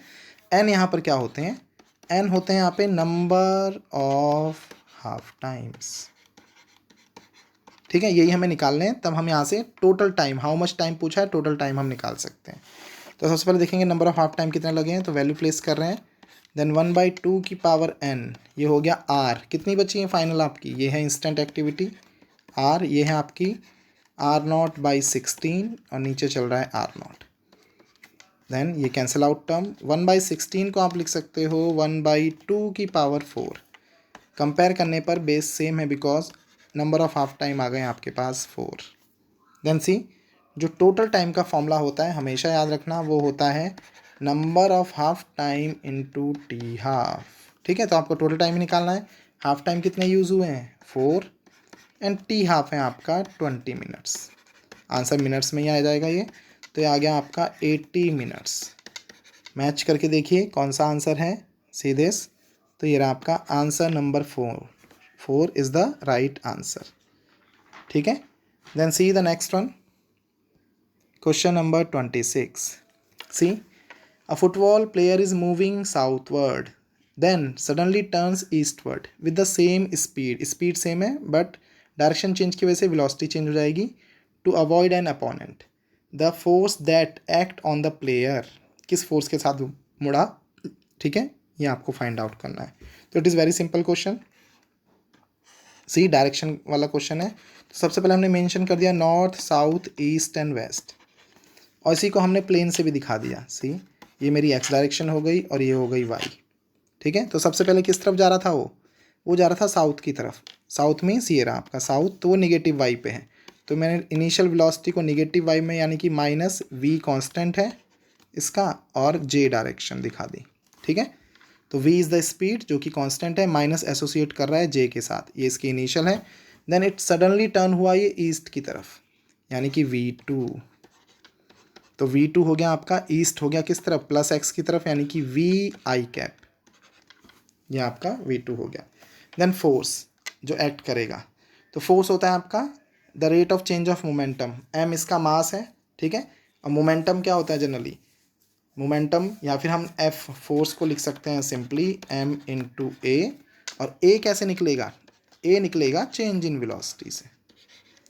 ठीक है, अगर हम चेंज इन वेलोसिटी अप्लाई करते हैं तो हमारा m मास वाले ऑब्जेक्ट जो कि हमारा फुटबॉलर है उस पर क्या पता चल जाएगा, फोर्स की डायरेक्शन जो कि एक्सेलरेशन की डायरेक्शन के सेम होगी। देन सी, तो डेल्टा वी हम फाइंड आउट कर रहे हैं।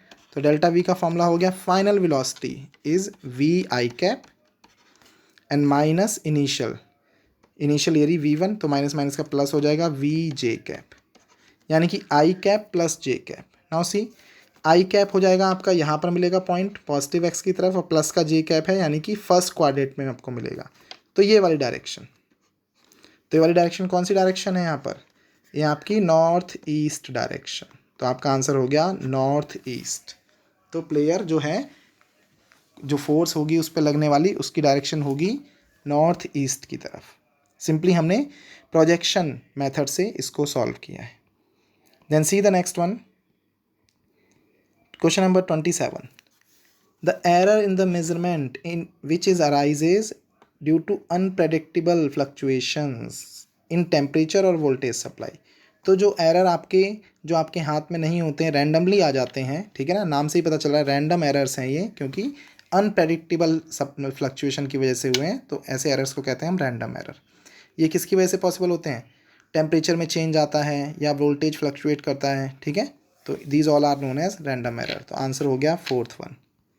Then next question is see, question number 28।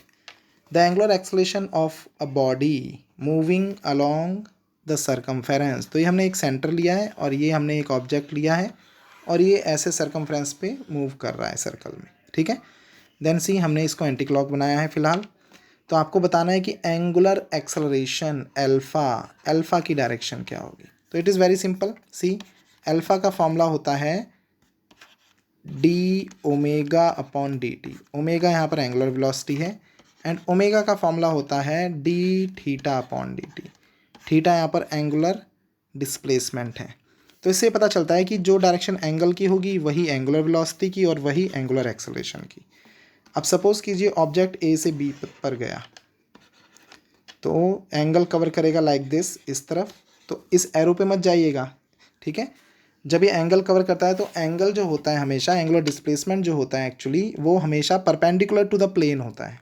ठीक है, तो जैसे हम करते थे इलेक्ट्रिसिटी वाले चैप्टर में, अगर आप यहाँ से ऊपर की तरफ जा रहे हो एंटी क्लॉक, तो उस पोल को क्या बोलते थे हम, उस पोल को हम कहते थे नॉर्थ पोल। तो उससे आप ये कॉन्सेप्ट याद रख सकते हो। तो अगर आप जा रहे हो एंटी क्लॉक तो पोल बनता था नॉर्थ पोल। नॉर्थ पोल से लाइंस हमेशा कैसे निकलती थी, बाहर की तरफ। ठीक है, तो बाहर की तरफ लाइन निकलेगी, यानी कि अगर आप इसकी डायरेक्शन देखोगे तो हम परपेंडिकुलर टू हमेशा प्लेन होगा और बाहर की तरफ मीन्स क्या लगेगा, डॉट। तो ये डायरेक्शन किसकी बनेगी, अल्फा की। अल्फा की भी डायरेक्शन है ये, ओमेगा की भी डायरेक्शन है और थीटा की भी डायरेक्शन है, ठीक है।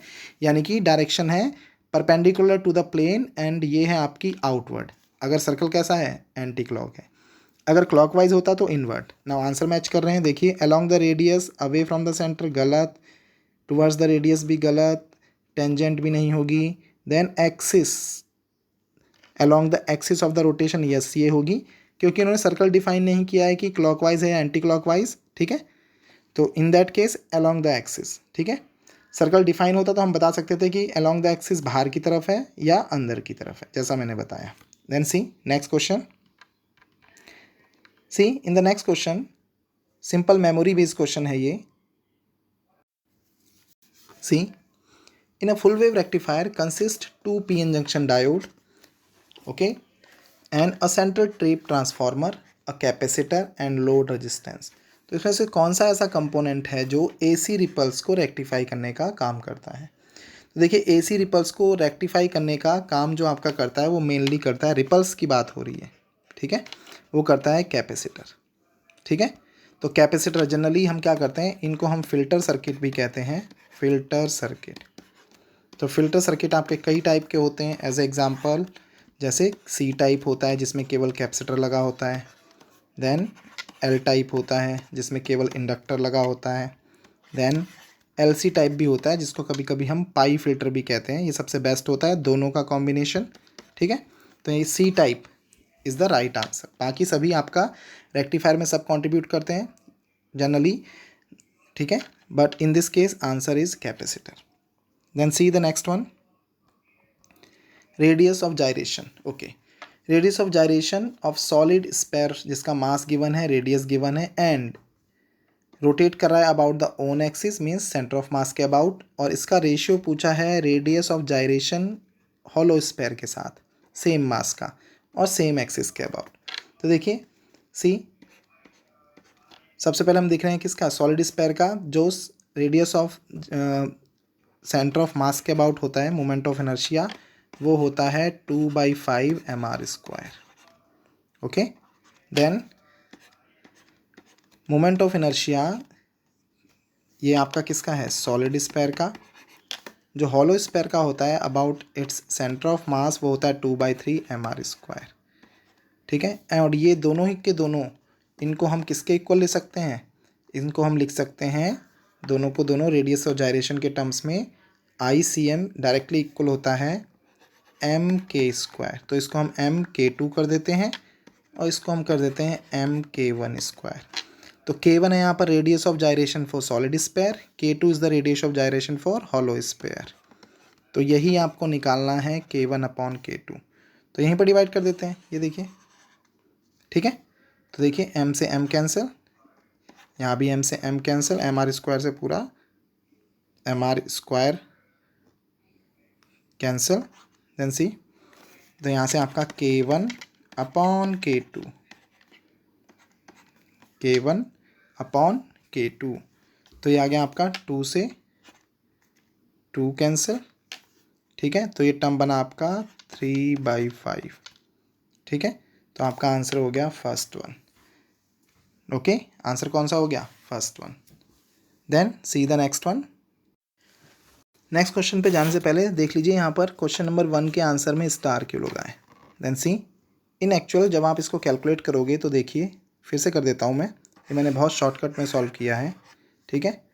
देन सी सॉलिड स्पेयर के लिए mk², यहाँ पर स्क्वायर टर्म मिस किया है मैंने, ये रहा। तो यहाँ पर आप स्क्वायर लगाओगे तो यहाँ से आप देख सकते हो, ठीक है। तो जब आप यहाँ पे रेशियो निकालोगे k1/k2 का, ठीक है, बाकी सारी चीज़ें ठीक हैं, किसका रेशियो, k1/k2 का, तो राइट आंसर आना चाहिए 3/5 और उसका स्क्वायर रूट, ठीक है। तो आंसर में ये देखिए कहीं पर भी स्क्वायर रूट गिवन नहीं है, ओके, क्योंकि रेडियस ऑफ जायरेशन का फॉर्मूला होता है mk², ये स्क्वायर मिस हो गए थे, ठीक है। तो यहाँ पर आंसर स्क्वायर रूट के टर्म्स में देना चाहिए पर गिवन नहीं है, तो सारे ही आंसर में स्क्वायर रूट गिवन नहीं है, तो वहाँ से मोस्ट अप्रोप्रिएट आंसर आपका कौन सा बनेगा, 3/5, इसलिए यहाँ पर 1 के आगे आंसर में स्टार लगा हुआ है। Then see the next one, next question. See question number 31. In the given circuit diagram, you have to calculate the magnitude and the direction of current in the following circuit. Okay? Then see, इसमें 10 volt की battery है जो कि current की direction dominate करेगी, तो direction of current तो ये हो गया आपका इस तरीके से ए से बी की तरफ. तो राइट आंसर कौन कौन से हो सकते हैं? या तो ये, इन दो में से राइट आंसर होंगे. तो हमारे पास नेट करंट होता है आपका सिंपली नेट पोटेंशियल डिफरेंस हो जाएगा. देखिए 10 वोल्ट माइनस 5 वोल्ट, क्योंकि 5 वोल्ट का सेल अपोजिट डायरेक्शन में लगा है. तो 10 माइनस 5 हो गया आपका 5 एंड अपॉन टोटल रेजिस्टेंस हो गया. रेजिस्टेंस डायरेक्टली ऐड होंगे 2 + 1 3 एंड + 7 10.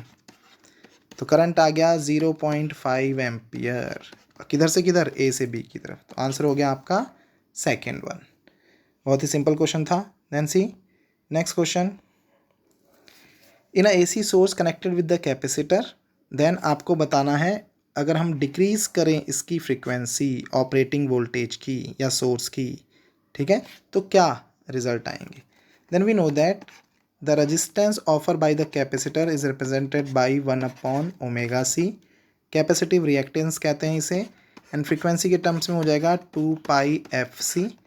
सी कैपेसिटेंस है जो कि कांस्टेंट क्वांटिटी है, यानी कि XC is directly proportional to 1/f. Frequency dependent resistance होता है कैपेसिटर का.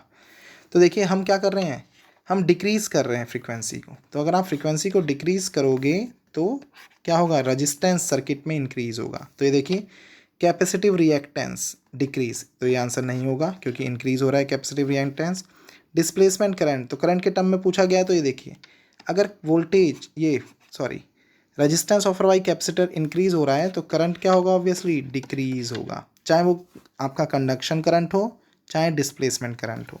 तो इसमें एक और कॉन्सेप्ट भी है, वो आप याद रखना.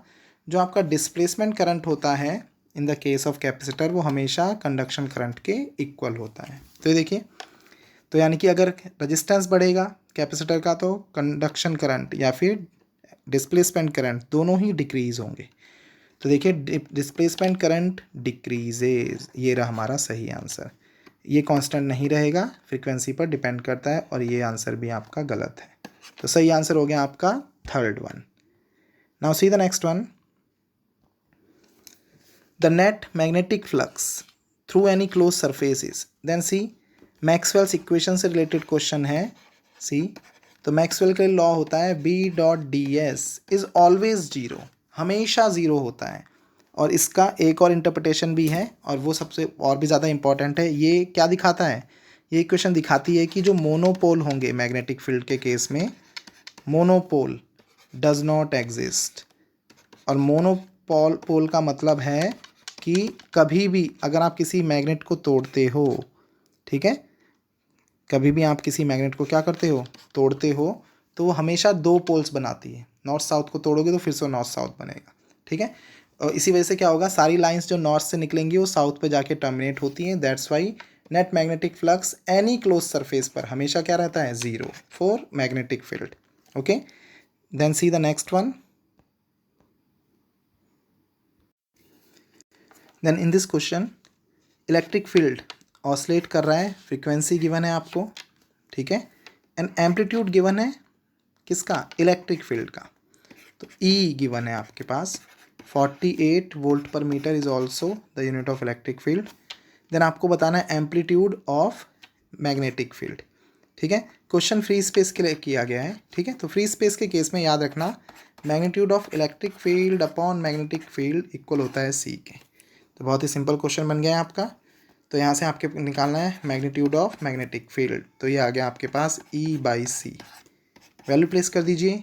E की वैल्यू आपको गिवन है 48, C है 3 × 10⁸ ओके. तो ये कैंसिल होता है पूरा. 3 कम 3, 3 छंग 18, यानी कि आ गया 16 × 10⁻⁻8. और एडजस्ट कर रहे हैं, आंसर सिंगल डिजिट के पॉइंट में है. देन 1.6 × 10⁻⁻7 टेस्ला, ऐसा यूनिट है मैग्नेटिक फील्ड की. तो आंसर हो गया आपका थर्ड वन, ठीक है. बहुत ही सिंपल फॉर्मूला.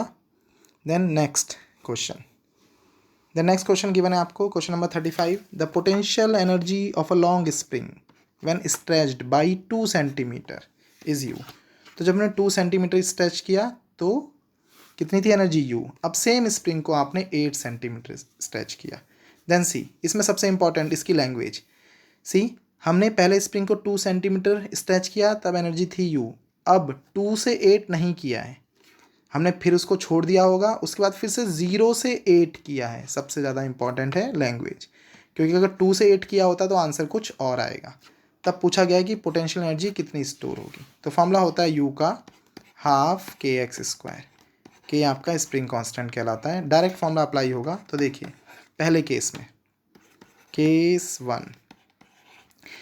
वन में एक्स है आपका 2 सेंटीमीटर, ठीक है, और यू है आपका सिंपली यू, तो वैल्यू प्लेस कर दीजिए। तो you is you, than half के, सेंटीमीटर को मैं चेंज नहीं कर रहा हूँ, ठीक है, देन आंसर हो गया ये 2 का स्क्वायर, ठीक है, ये पावर एक कैंसिल आउट। तो यहाँ से अगर आप के की वैल्यू देखोगे तो वो आ गई कितनी, u/2, जो हम सेकेंड में यूज़ करने वाले हैं।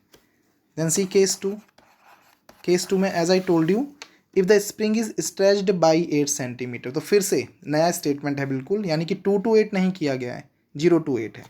तो नई एनर्जी आपको u डैश निकालनी है, दैट इज़ हाफ के।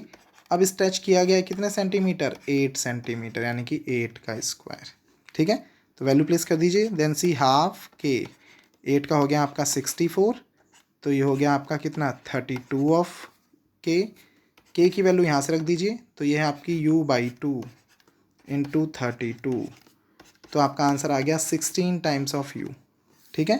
तो ये आपका आंसर आ गया 4th वन। अगर इन दिस क्वेश्चन बोला जाता कि it is now further stretched from 2 to 8 centimetre, तब हम इसमें वर्क एनर्जी थ्योरम का फॉर्मूला लगाते। चेंज इन एनर्जी किसके इक्वल होती, वर्क डन के। Then see the next one.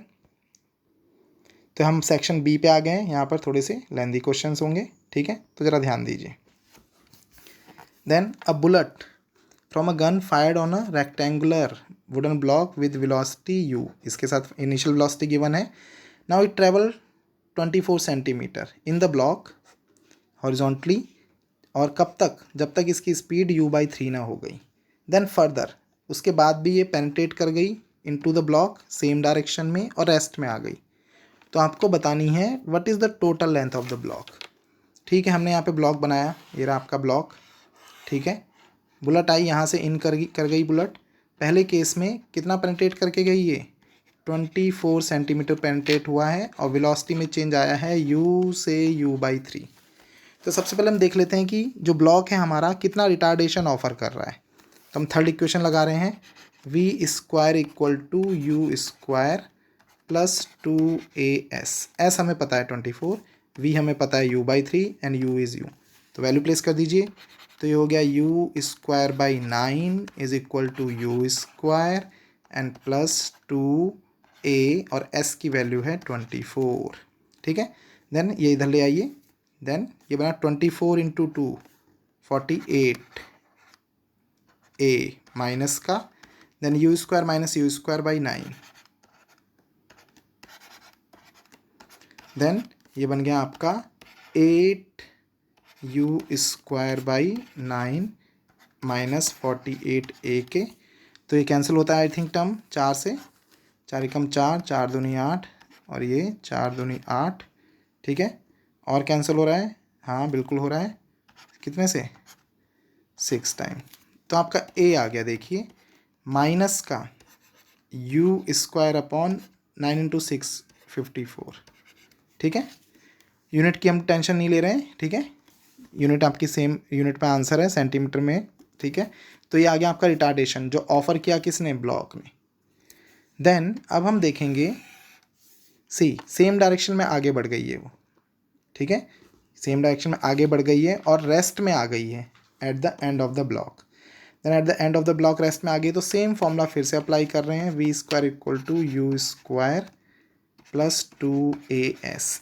तो ये डिस्टेंस तो हमें पहले ही पता है 24, ये फर्दर डिस्टेंस निकालनी है हमें कि ये कितना चली होगी, ठीक है। तो ये चली हुई डिस्टेंस हम x ले लेते हैं, तो s की जगह हमने x ले लिया, जिसको हम 24 में जैसे ही हम ऐड करेंगे हमारा total length of the block आ जाएगा। तो रेस्ट में आ गई, that means final velocity 0, u see further penetrate कर रही है आगे की तरफ, इसका मतलब जो इसका u होगा अब क्या लिया जाएगा, ठीक है, ध्यान दे रहे हैं सभी। तो अब आपका u जो है वो लिया जाएगा see, further penetrate into the block in the same direction and before coming to rest exactly in the at the other end of the block. Okay, तो यहाँ पर u बनेगा सी u/3 का स्क्वायर, यानी कि u²/9। a रखेंगे हम यहाँ से, तो ये माइनस का साइन आ गया, 2a is u²/54 and s की जगह x। ठीक है, ये कैंसिल हो गया टर्म, कितने टाइम्स, 2 दूनी 4, ओके, 2 सत्ते 14। ठीक है, तो आ गया आपके पास u²x/27 is equal to u²/9। u² से u² कैंसिल, ये 3 टाइम्स कैंसिल, तो x आ गया आपका कितने centimetre, 3 centimetre. Then total length पूछिए, तो पहले ही लेंथ कितनी थी 24, और इसमें ऐड कर दीजिए 3 सेंटीमीटर, तो टोटल लेंथ हो गई 27 सेंटीमीटर। ठीक है, तो 27 centimetre means answer is first one. तो इसमें 2 बार यूज़ हुआ है इक्वेशन ऑफ मोशन का। Then see the next question, see then the satellite is orbiting is just above the surface of earth having time period is capital T. If d is the density of earth then and g is the universal gravitational constant, तो ये जो quantity है इसकी को बताना है कि क्या रिप्रेजेंट कर रही है। देन सी आंसर्स, देखिए इसमें एक ट्रिक है, आंसर्स सारे के सारे डिफरेंट डायमेंशंस के हैं। ठीक है, तो हम क्या करते हैं, हम क्या करेंगे, इसकी डायमेंशन निकाल देते हैं। 3 पाई हैज़ नो डायमेंशन, तो हमें डायमेंशन निकालनी है 1/GD की डायमेंशन। ओके, तो देखिए डी यहाँ पर डेंसिटी है, डी क्या है, डेंसिटी। डेंसिटी की डायमेंशन होती है मास अपॉन वॉल्यूम, यानी कि ml-3 डायरेक्ट आ गई। कैपिटल जी की डायमेंशन निकालने के लिए फॉर्मूला लगा रहे हैं, F इक्वल टू होता है कैपिटल जी m1 m2/r²। तो यहाँ से जी की डायमेंशन आ गई सी, ये क्रॉस मल्टीप्लाई होगा टर्म, फोर्स की dimension that is ml-t-2 into R radius है यानी कि लेंथ की डायमेंशन, तो एल का स्क्वायर, और डिवाइड में जाएगा मास इंटू मास m²। तो यहाँ से जी की डायमेंशन आ गई आपकी सी m⁻⁻1, ये ऊपर चला गया टर्म, एल का हो गया आपके पास क्यूब एंड टी का हो गया आपके पास -2।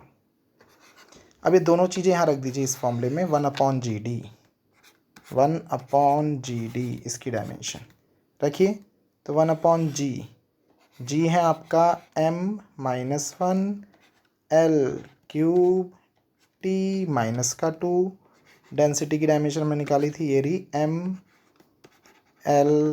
ml-3। ठीक है, देखिए कुछ टर्म कैंसिल हो रहे हो तो l प्लस का भी है, माइनस का भी है, m भी सेम है, t⁻², ऊपर जाके प्लस का 2। ठीक है, देन तो आंसर आ गया आपका t का स्क्वायर, ये डायमेंशन आ गई 1/GD की। लीनियर टर्म्स में लिखनी होती है डायमेंशन, हमेशा याद रखिएगा, and in the capital bracket होती है। तो डायमेंशन से t टाइम पीरियड है। ठीक है, ये डायमेंशनल फॉर्मूला है, तो यानी कि ये सेकेंड स्क्वायर बनेगा जो कि सिंपली टाइम पीरियड का स्क्वायर होगा। तो आपका आंसर हो गया second one. Then see the next one, the radius of inner most orbit of H atom is given to you, यानी कि R1 गिवन है आपको 5.3 × 10⁻⁻11 मीटर।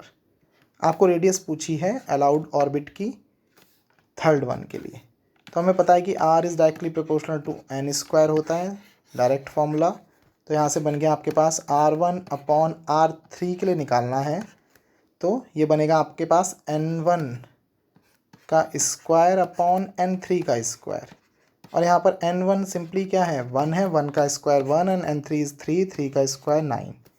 तो आपके पास R3 आ गया, क्रॉस मल्टीप्लाई के बाद 9 times of R1, value place कर दीजिए।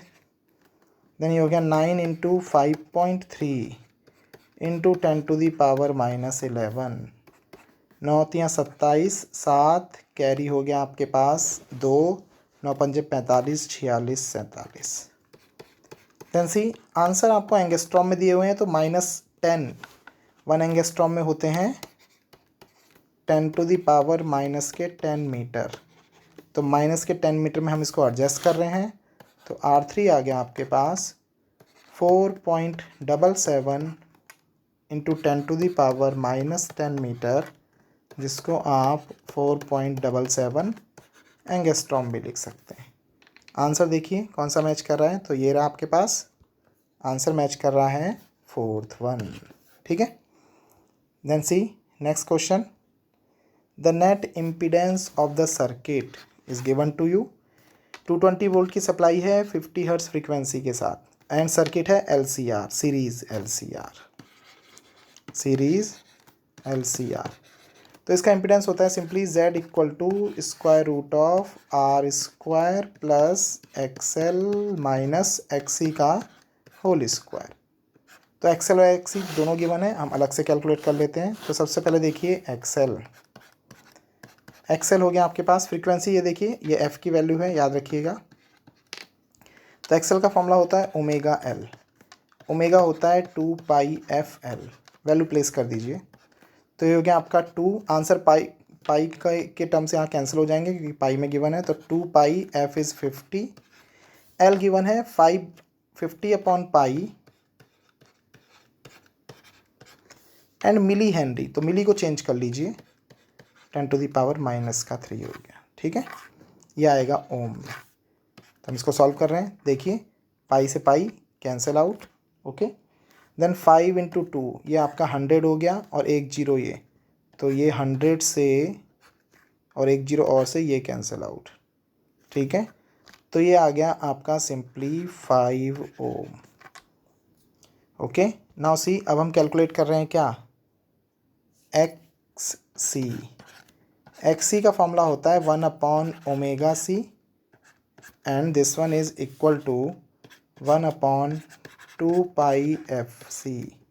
ओके, वैल्यू प्लेस कीजिए ज़रा। तो देखिए 1/2πf इज़ 50, एंड C की वैल्यू गिवन है ये रही 10⁻³ माइक्रोफैरेड/पाई। तो 10⁻³ ये देखिए 10⁻³ माइक्रो को चेंज किया तो माइक्रो हो गया -6 एंड अपॉन पाई, ये हमने वैल्यू रख दी, पाई से पाई कैंसिल। देन 50 इंटू 2, ये 100 हो गया, 100 मीन्स 10⁻कितनी 2, 2 एंड 3 बन गई आपकी 5 प्लस का, और ये -6 ऊपर जाके, तो 10⁻6 अपॉन 10⁻5, यानी कि सिंपली आ गया 10 ओम। ओके, ये दोनों वैल्यूज़ ये और ये रख दीजिए यहाँ पर, और R की वैल्यू आपको कितनी गिवन है 10 ओम। ठीक है, तो वैल्यू रख रहे हैं हम, देन सी। तो Z बना आपके पास, Z is equal to square root of R का स्क्वायर मीन्स 10 का square, that is 100, and plus XL is 5 minus 10, यानी कि -5, तो -5 का स्क्वायर हो गया आपका 25, तो 125, तो 125 आ गया 5√5 ओम। ये आंसर आ गया आपका impedance offer by this series LCR circuit. Match कीजिए, तो ये आंसर हो गया आपका 3rd one. Then see the next question. So in this question देखिए आपको ग्राफ गिवन है टाइम एंड डिस्प्लेसमेंट का SHM के लिए। एक्सेलेरेशन पूछा गया है t इक्वल टू 2 सेकेंड के लिए। तो हमें पता है कि अगर हम सिंपल इक्वेशन यूज़ करें, अगर हम वेव को अगर आप देखोगे तो ये साइन वेव है, ये आपकी साइन वेव है। ठीक है, जो कि 0 से स्टार्ट हो रही है, तो इनिशियल फेज डिफरेंस 0 है, तो हम सिंपल वहाँ से यूज़ कर देते हैं। साइन वेव को अगर फॉलो कर रही है directly, then in this case जो आपका डिस्प्लेसमेंट होगा, तो ये x इक्वल टू हो जाएगा a एम्पलीट्यूड है यहाँ पर, sine omega t। Then velocity का अगर मैं फॉर्मूला निकालूँ तो वो बनता है dx/dt। तो v का फॉर्मूला आ गया a omega cos omega t। अब यहाँ पे ओमेगा क्या है, ओमेगा है आपके पास फ्रीक्वेंसी 2πf, याद रखना एंगुलर फ्रीक्वेंसी कहते हैं। देन हमें एक्सेलेरेशन चाहिए, तो एक्सेलेरेशन के लिए एक और बार डिफ्रेंशिएट कर देते हैं वेलोसिटी को with respect to time t। तो ये आ गया -a यहाँ पे एम्पलीट्यूड है और a के ऊपर वेक्टर वाला एक्सेलरेशन है, एंड ओमेगा का स्क्वायर साइन ओमेगा टी। यहाँ से a साइन ओमेगा टी को हम x लिख सकते हैं, तो ये आ गया लाइक दिस। तो हमने फॉर्मूला ड्राइव कर लिया। अब देखिए क्या पूछा गया है, उसने बोला है एक्सेलरेशन निकालना है at t equal to 2 second. ठीक है, तो एक्सेलरेशन का फॉर्मूला है हमारे पास this one, a equal to minus का ax। अब a है यहाँ पर एम्पलीट्यूड, एम्पलीट्यूड को कहते हैं मैक्सिमम डिस्प्लेसमेंट। तो ये देखिए डिस्प्लेसमेंट मैक्सिमम है 1, तो ये a की वैल्यू है, ये हमें पता है। तो x ये रहा आपका। ठीक है, तो t इक्वल टू कितने पर, t इक्वल टू 2 सेकेंड पे, t इक्वल टू कितने सेकेंड पे, 2 सेकेंड पे। अगर हमें पोजीशन पता चल जाए तो हम यहाँ वैल्यू प्लेस करके सिंपली एक्सेलरेशन निकाल सकते हैं। ठीक है, तो देखिए t इक्वल टू पे देखिए पोजीशन निकाल रहे हैं सी। और पोजीशन के लिए आपको पता क्या होना चाहिए, आपको पता होना चाहिए सबसे पहले ये वाली फ्रीक्वेंसी भी। तो हम ग्राफ से देखिए एनालाइज कर रहे हैं, तो हमें पता चला कि at t equal to 2 second पर जो x है वो a के इक्वल हो जाता है। तो हम देखो आगे सॉल्व कर रहे हैं। Since we know that at t equal to 2 second पर, ग्राफ से अगर आप ध्यान से देख रहे हो तो x किसके इक्वल है, a के 2 सेकेंड पे, जिसकी वैल्यू है 1। ठीक है, तो x किसके इक्वल हो रहा है, a के। तो यहाँ पे वैल्यू प्लेस कर देते हैं, इस वाली इक्वेशन में वैल्यू प्लेस कर रहे हैं t की भी और a की भी ओमेगा निकालने के लिए। तो रखिए, तो ये बनी आपके पास a is equal to a sine omega and t की जगह 2, a से a कैंसिल, तो ये आ गया 1 के इक्वल। 1 वैल्यू होती है आपकी साइन पाई बाई 2 की, आंसर पाई में है।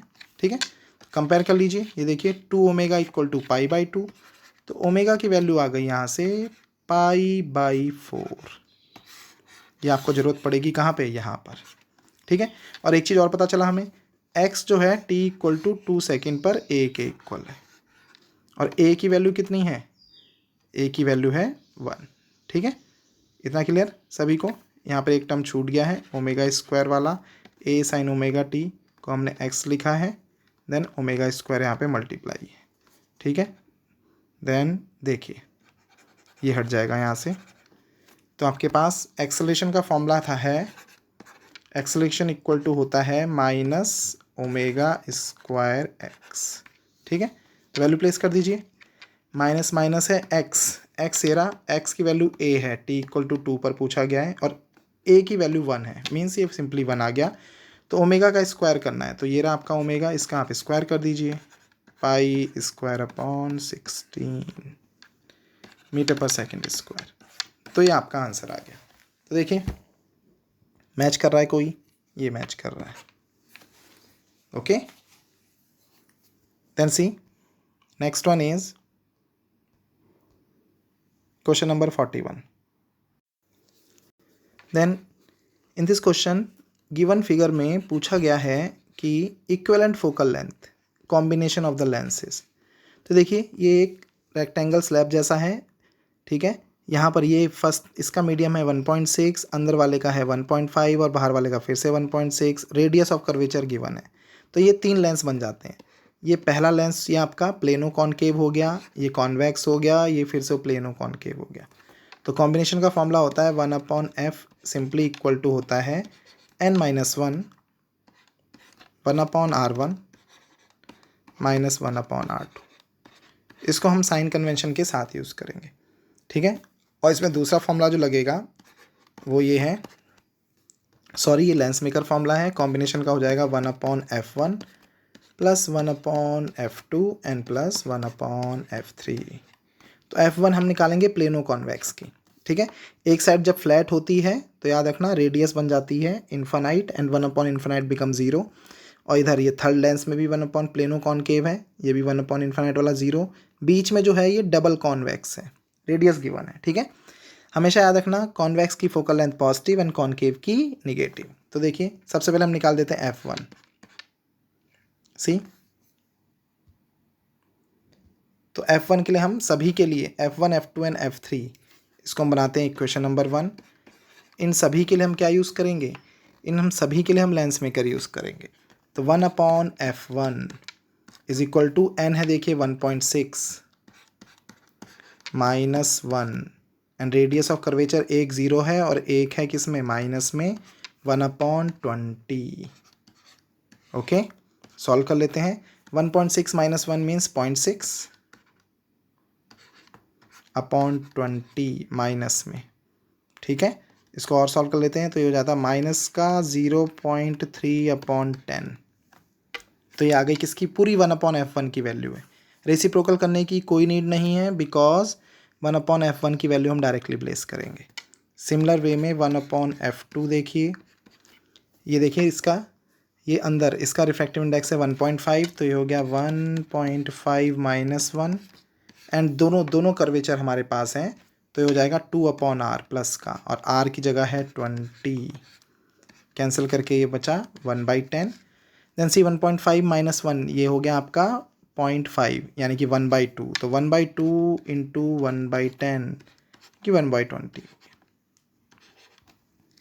Okay, then see in a same way 1/f3, तो 1/f3 में भी एज आई टोल्ड यू ये भी आपका प्लेनो कॉनकेव है जिसका रिफ्रैक्टिव इंडेक्स क्या है 1.6 और रेडियस है 20। देन ये हो गया आपका 1.6 माइनस 1 एंड माइनस का 1/20।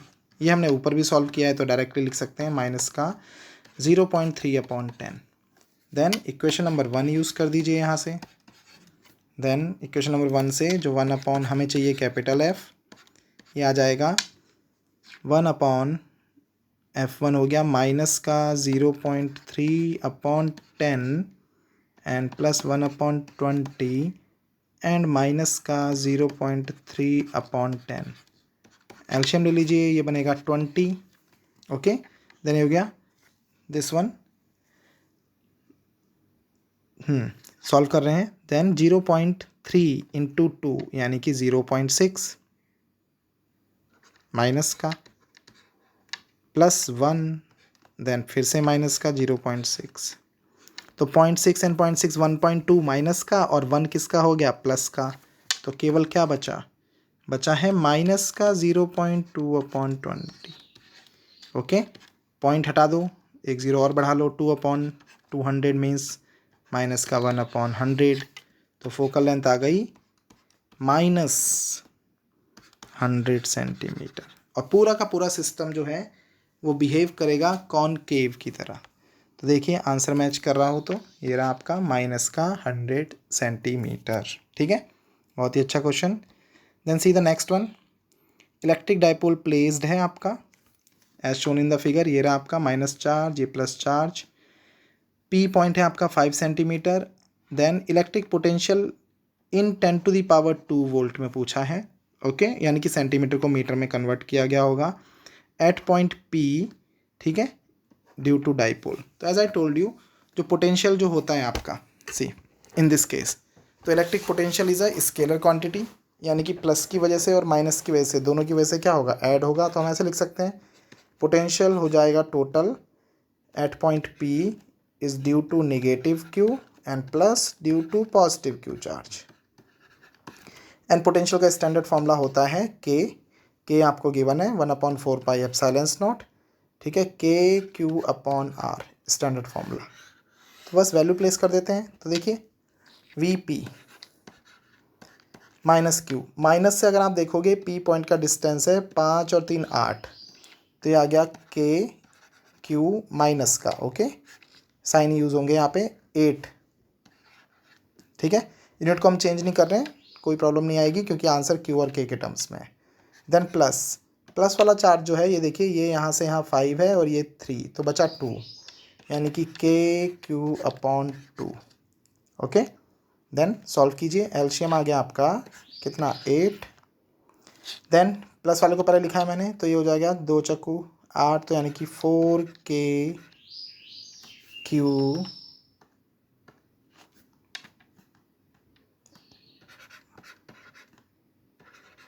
एंड माइनस में बनेगा आपका केवल KQ। ठीक है, देन सी 4 माइनस KQ, ये हो गया आपका 3KQ/8। तो ये आ गया आपके पास net potential at point P। इसमें इंपॉर्टेंट कॉन्सेप्ट क्या है, स्केलर क्वांटिटी है, पोटेंशियल डायरेक्टली ऐड होंगे, लेकिन क्यू के साइन कंसीडर होंगे, ठीक है। Then see the next question 43, horizontal bridge is build across a river, ठीक है। A student is standing on a bridge, throw a small ball vertically upward with the speed u given है आपको 4 metre per second, throw किया गया है upward, ball strike the water, अच्छा bridge में नीचे आई है, आफ्टर टाइम गिवन है 4 second, the height of the bridge बतानी है, जी गिवन है। तो ये देखिए, सपोज कीजिए ये ब्रिज है, यहाँ है आपका वाटर, ओके। तो हमने थ्रो किया लाइक दिस, ये ऑब्जेक्ट गया ऊपर से घूम के और फिर नीचे यहाँ पर आ गया, तो इस टोटल प्रोसेस में टाइम लगा है टी। तो जो डिस्प्लेसमेंट उसने कवर की है, ये वाला डिस्प्लेसमेंट तो इससे कैंसिल हो गया, तो हमने कहा जो डिस्प्लेसमेंट उसने डाउनवर्ड कवर की है तो इसको हम एच से दिखा देते हैं केवल, ठीक है। तो एच को हमने किधर लिया है, डाउनवर्ड, जी की वैल्यू आपको 10 गिवन है जो कि डाउनवर्ड होती है, ठीक है, यू ऊपर की तरफ है। तो यहाँ पर दो फिजिकल क्वांटिटीज़ ऐसी हैं, एच एंड जी जो नीचे की तरफ है, एच आपको फाइंड आउट करना है, और एक यू ऊपर की तरफ है। तो हम नीचे वाली डायरेक्शंस को पॉजिटिव ले लेते हैं और ऊपर वाली को इसी के रिस्पेक्ट में नेगेटिव, और इक्वेशन लगा रहे हैं, since time is given to you, second equation h equal to U T plus half G T square. Then see, h आपको निकालना है, नीचे की तरफ पॉजिटिव लिया गया है, u नेगेटिव ऊपर की तरफ, तो 4 इंटू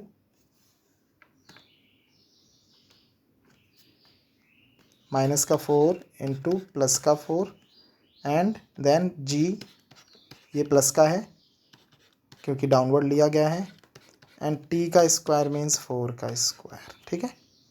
ये टर्म कैंसिल 5 टाइम्स, 4 चकु 16 माइनस का एंड प्लस 4 चकु 16 पंजे 80 प्लस का। तो आंसर आया सॉल्व करके 64 मीटर, जो कि प्लस का आया। तो प्लस मीन्स आप जिस पॉइंट पे खड़े थे, ऊपर वाली डायरेक्शन नेगेटिव ली थी, तो आप जिस पॉइंट पे खड़े थे, देखिए डाउनवर्ड पॉजिटिव, वहाँ से नीचे की तरफ, तो ये ब्रिज की हाइट आ जाएगी, ठीक है। डाउनवर्ड हमने पॉजिटिव चूज़ किया था, तो आंसर आ गया 64 metre like this. And see the next one, question number 44, calculate the maximum acceleration of a moving car so that the body lying on a floor of car remains stationary, ठीक है। Coefficient of friction given है, तो ये देखिए, ये कोई object है जो कार के फ्लोर पे रखा गया है, ठीक है।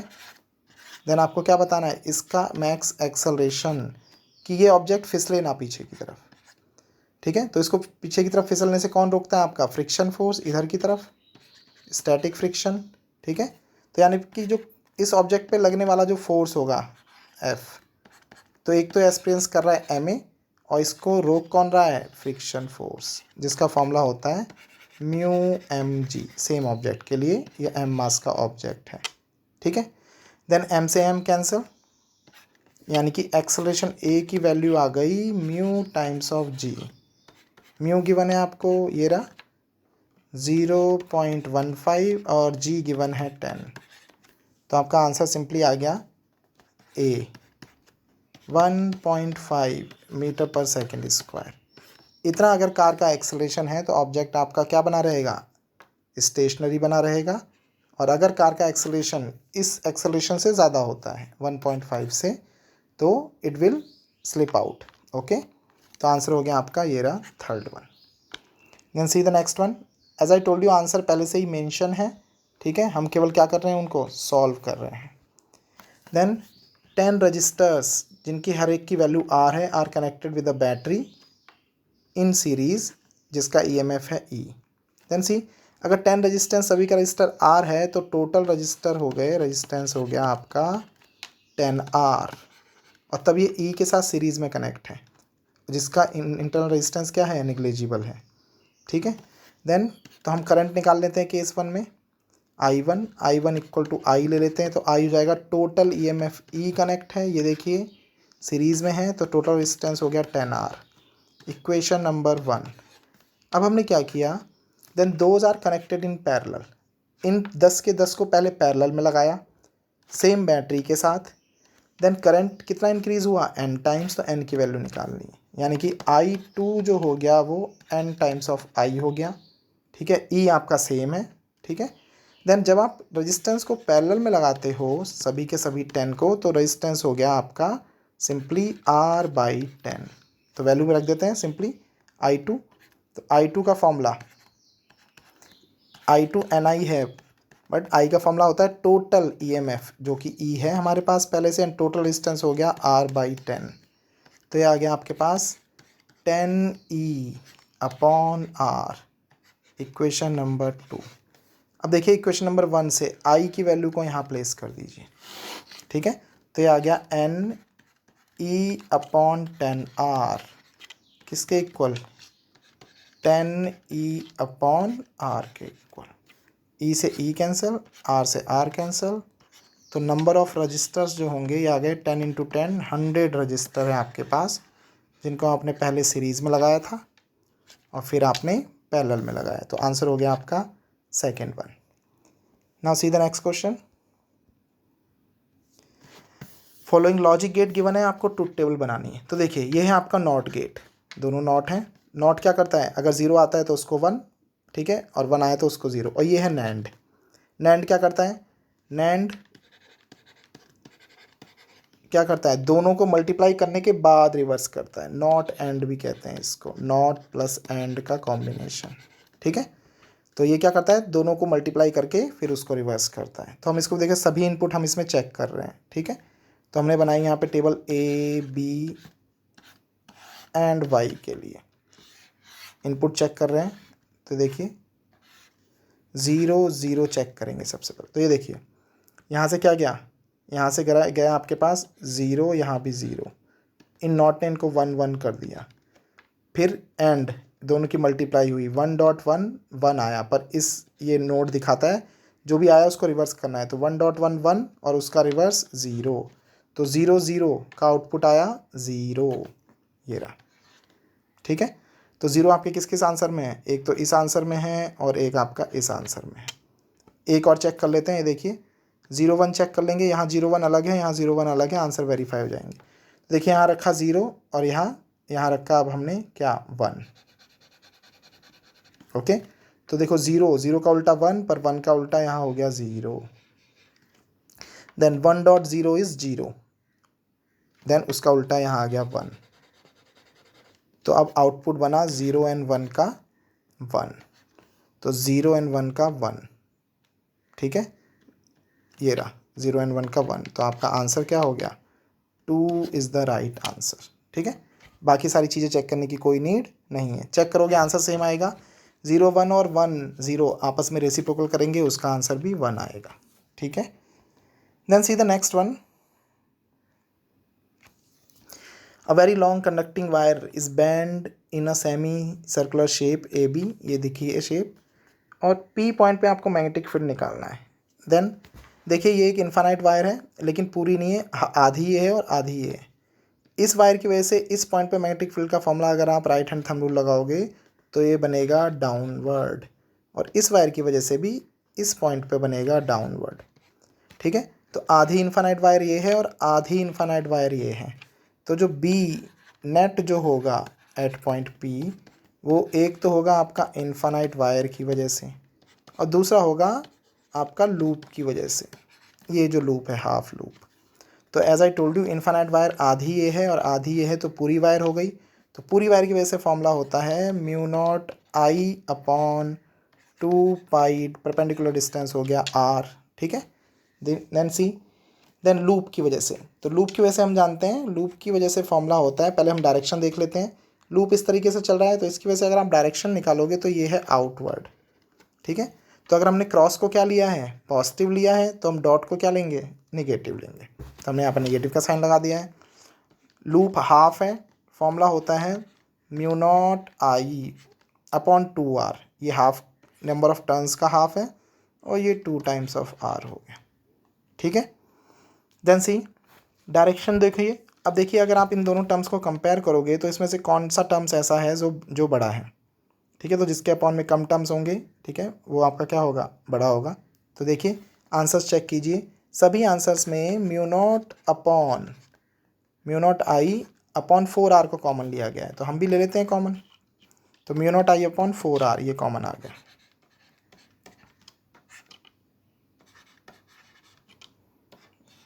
ओके, ये आ गया आपका कॉमन क्वांटिटी। तो अंदर बचा आपके पास c माइनस का 1 और ये हो गया प्लस का ओके 2 अपॉन पाई। ओके, तो यहाँ पे हम मान के क्या चल रहे थे, यहाँ पे हम मान के चल रहे थे कि जो माइनस वाली डायरेक्शन ली गई है ये किसके लिए ली गई है, डॉट के लिए ली गई है। ठीक है, dot means outward, dot means outward. ठीक है, एंड क्रॉस मीन्स इनवर्ड। ठीक है, देन सी इसको हम रेसिप्रोकल करके लिख सकते हैं। देखिए, तो यहाँ पे दोनों आंसर हैं, अबे भी है एंड दिस वन भी है। तो हम देखेंगे सबसे पहले डोमिनेट कौन सा करेगा। ओके, वो चेक कर लेते हैं। तो देखिए, ये है आपका mu naught I upon 2 pi R, pi की वैल्यू होती है 3.14 और ये है mu naught I upon 4r। तो ये पाई की वैल्यू जो है आपकी ज़्यादा है, इसका मतलब ये जो मैग्नेटिक फील्ड होगा ये आपका कम होगा, तो डोमिनेट करेगा ये निगेटिव वाला। तो इसको अगर आप पॉजिटिव लेते, ठीक है, निगेटिव वाला डोमिनेट करेगा मीन्स ये डॉट वाला डोमिनेट करेगा। और डॉट वाला डोमिनेट करने का मतलब ये है कि जो मैग्नेटिक फील्ड होगा वो क्या होगा, यहाँ से बाहर की तरफ, ये डायरेक्शन हो गई मैग्नेटिक फील्ड की, अवे निकलेगा, तो अवे फ्रॉम द पेज। ठीक है, तो हमारा आंसर तो देखो मैच कर रहा है directly, mu naught I upon 4r। ठीक है, माइनस साइन क्या दिखा रहा है, माइनस अगर आप कॉमन ले लोगे तो ये दिखा रहा है डायरेक्शंस को, एंड तो ये बनेगा टर्म सीधा करने के बाद 1 माइनस 2 अपॉन पाई, ये वाला टर्म। ठीक है,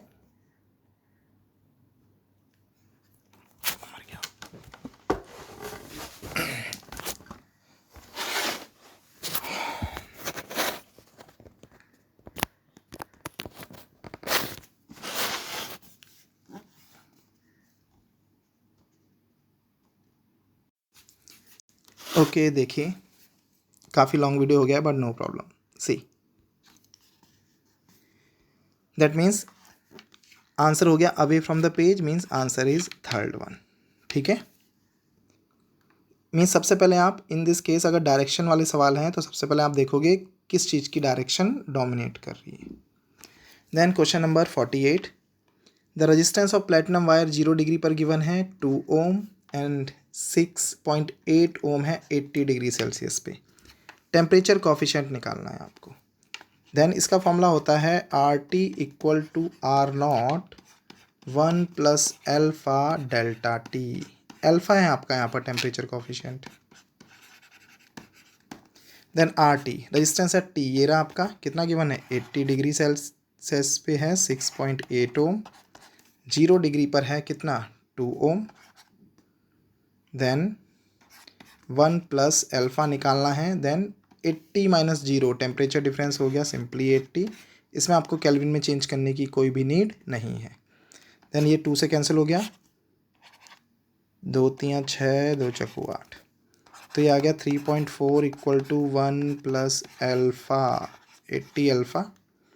देन ये इस तरफ आके आ जाएगा 2.4 इक्वल टू 80 एल्फ़ा। तो यहाँ से और सॉल्व कर लीजिए, तो एल्फ़ा आ गया आपका सिंपली 2.4 अपॉन 80, कैंसिल होगा ये हो गया आपका 1.2 अपॉन 40 और कैंसिल कर लीजिए 0.6 अपॉन 20 और कैंसिल कर लीजिए 0.3 अपॉन 10। ठीक है, देन इसको और सही लिखेंगे तो 0.03, यानी कि 3 इंटू 10⁻⁻² डिग्री सेल्सियस इनवर्स, ये आपका आंसर है। तो देखते हैं कौन सा मैच करता है, 3 इंटू 10⁻², तो ये आपका मैच कर रहा है 3 इंटू 10⁻² डिग्री सेल्सियस इनवर्स। तो ये वाला फॉर्मूला लगेगा आपका। लीनियर एक्सपेंशन के फॉर्मूले भी इसी तरीके से सेम होते हैं। Then see the next one 49, a wire carrying a current I along the positive X axis. ठीक है, देन हैज़ लेंथ एक्स, तो करंट आई है along the positive X axis, has length L, then it is kept in a magnetic field. तो जो आपकी length है वो x axis के अबाउट है, तो एल आई कैप कर दिया मैंने। करंट आई फ्लो हो रहा है, मैग्नेटिक फील्ड आपको गिवन है, मैग्नेटिक फोर्स का फॉर्मूला, तो F इक्वल टू होता है, ध्यान से देखिएगा, I times of L cross B। Apply कर रहे हैं। आई इज़ आई, मैग्नीट्यूड पूछा है इन्होंने, मैग्नीट्यूड बाद में निकालेंगे, पहले हम वेक्टर फॉर्म निकाल देते हैं। देन एल, एल है आपका एल आई कैप, और ये क्रॉस मल्टीप्लाई हो रहा है किसके साथ, बी के साथ। बी वेक्टर है 2i cap plus 3j cap minus 4k cap. Then see, L constant है, बाहर ले लीजिए, एल और आई बाहर चल रहा है, तो अंदर देखिए आई क्रॉस आई 0 होता है, आई क्रॉस जे, ठीक है, आई क्रॉस जे, तो आई क्रॉस जे हो गया आपका के, तो ये हो गया 3k। देन आई क्रॉस के होता है माइनस, आई क्रॉस के होता है माइनस का, और एक और माइनस पहले से, तो माइनस माइनस प्लस का, तो इसमें आपके पास आई है और के है, तो ये आ जाएगा जे, 4 टाइम्स ऑफ जे। तो ये तो आ गई इसकी vector form simply cross multiply करने के बाद। अब इसका अगर आपको मैग्नीट्यूड निकालना है तो हम जानते हैं आई और एल कांस्टेंट है, ये कांस्टेंट रहेंगे। ये हो गया जे और के जो आपस में म्यूचुअली परपेंडिकुलर होते हैं, तो 3 का स्क्वायर हो गया 9 और 4 का हो गया 16 और इसका स्क्वायर रूट हो गया सिंपली 5, तो फोर्स का मैग्नीट्यूड आ गया 5IL, ठीक है, तो आपका आंसर हो गया थर्ड वन। बहुत सारे क्वेश्चंस आपको न्यूमेरिकली पूरे सॉल्व करने की भी नीड नहीं है, आप देख के भी बता सकते हैं। See last question, two thin lenses of same focal length same है, but one is convex and another is concave, और इन कॉन्टैक्ट रखे गए हैं विद ईच अदर। तो इनका जो कॉम्बिनेशन होता है हमेशा याद रखना, उसकी जो फोकल लेंथ होती है वो इन्फानाइट बनती है, because they will behave like a glass slab, glass slab की तरह ये बिहेव करेंगे, ठीक है। तो ये हो गया आपका सारा का सारा। इसको आप चाहो तो फॉर्मूले से भी निकाल सकते हो, 1/F equal to 1/F1 plus 1/F2। Since focal length same है तो ये बनेगा 1/F माइनस 1/F, ओके, यानी कि 0। तो कैपिटल F आ गया 1/0 मीन्स इन्फानाइट, ओके।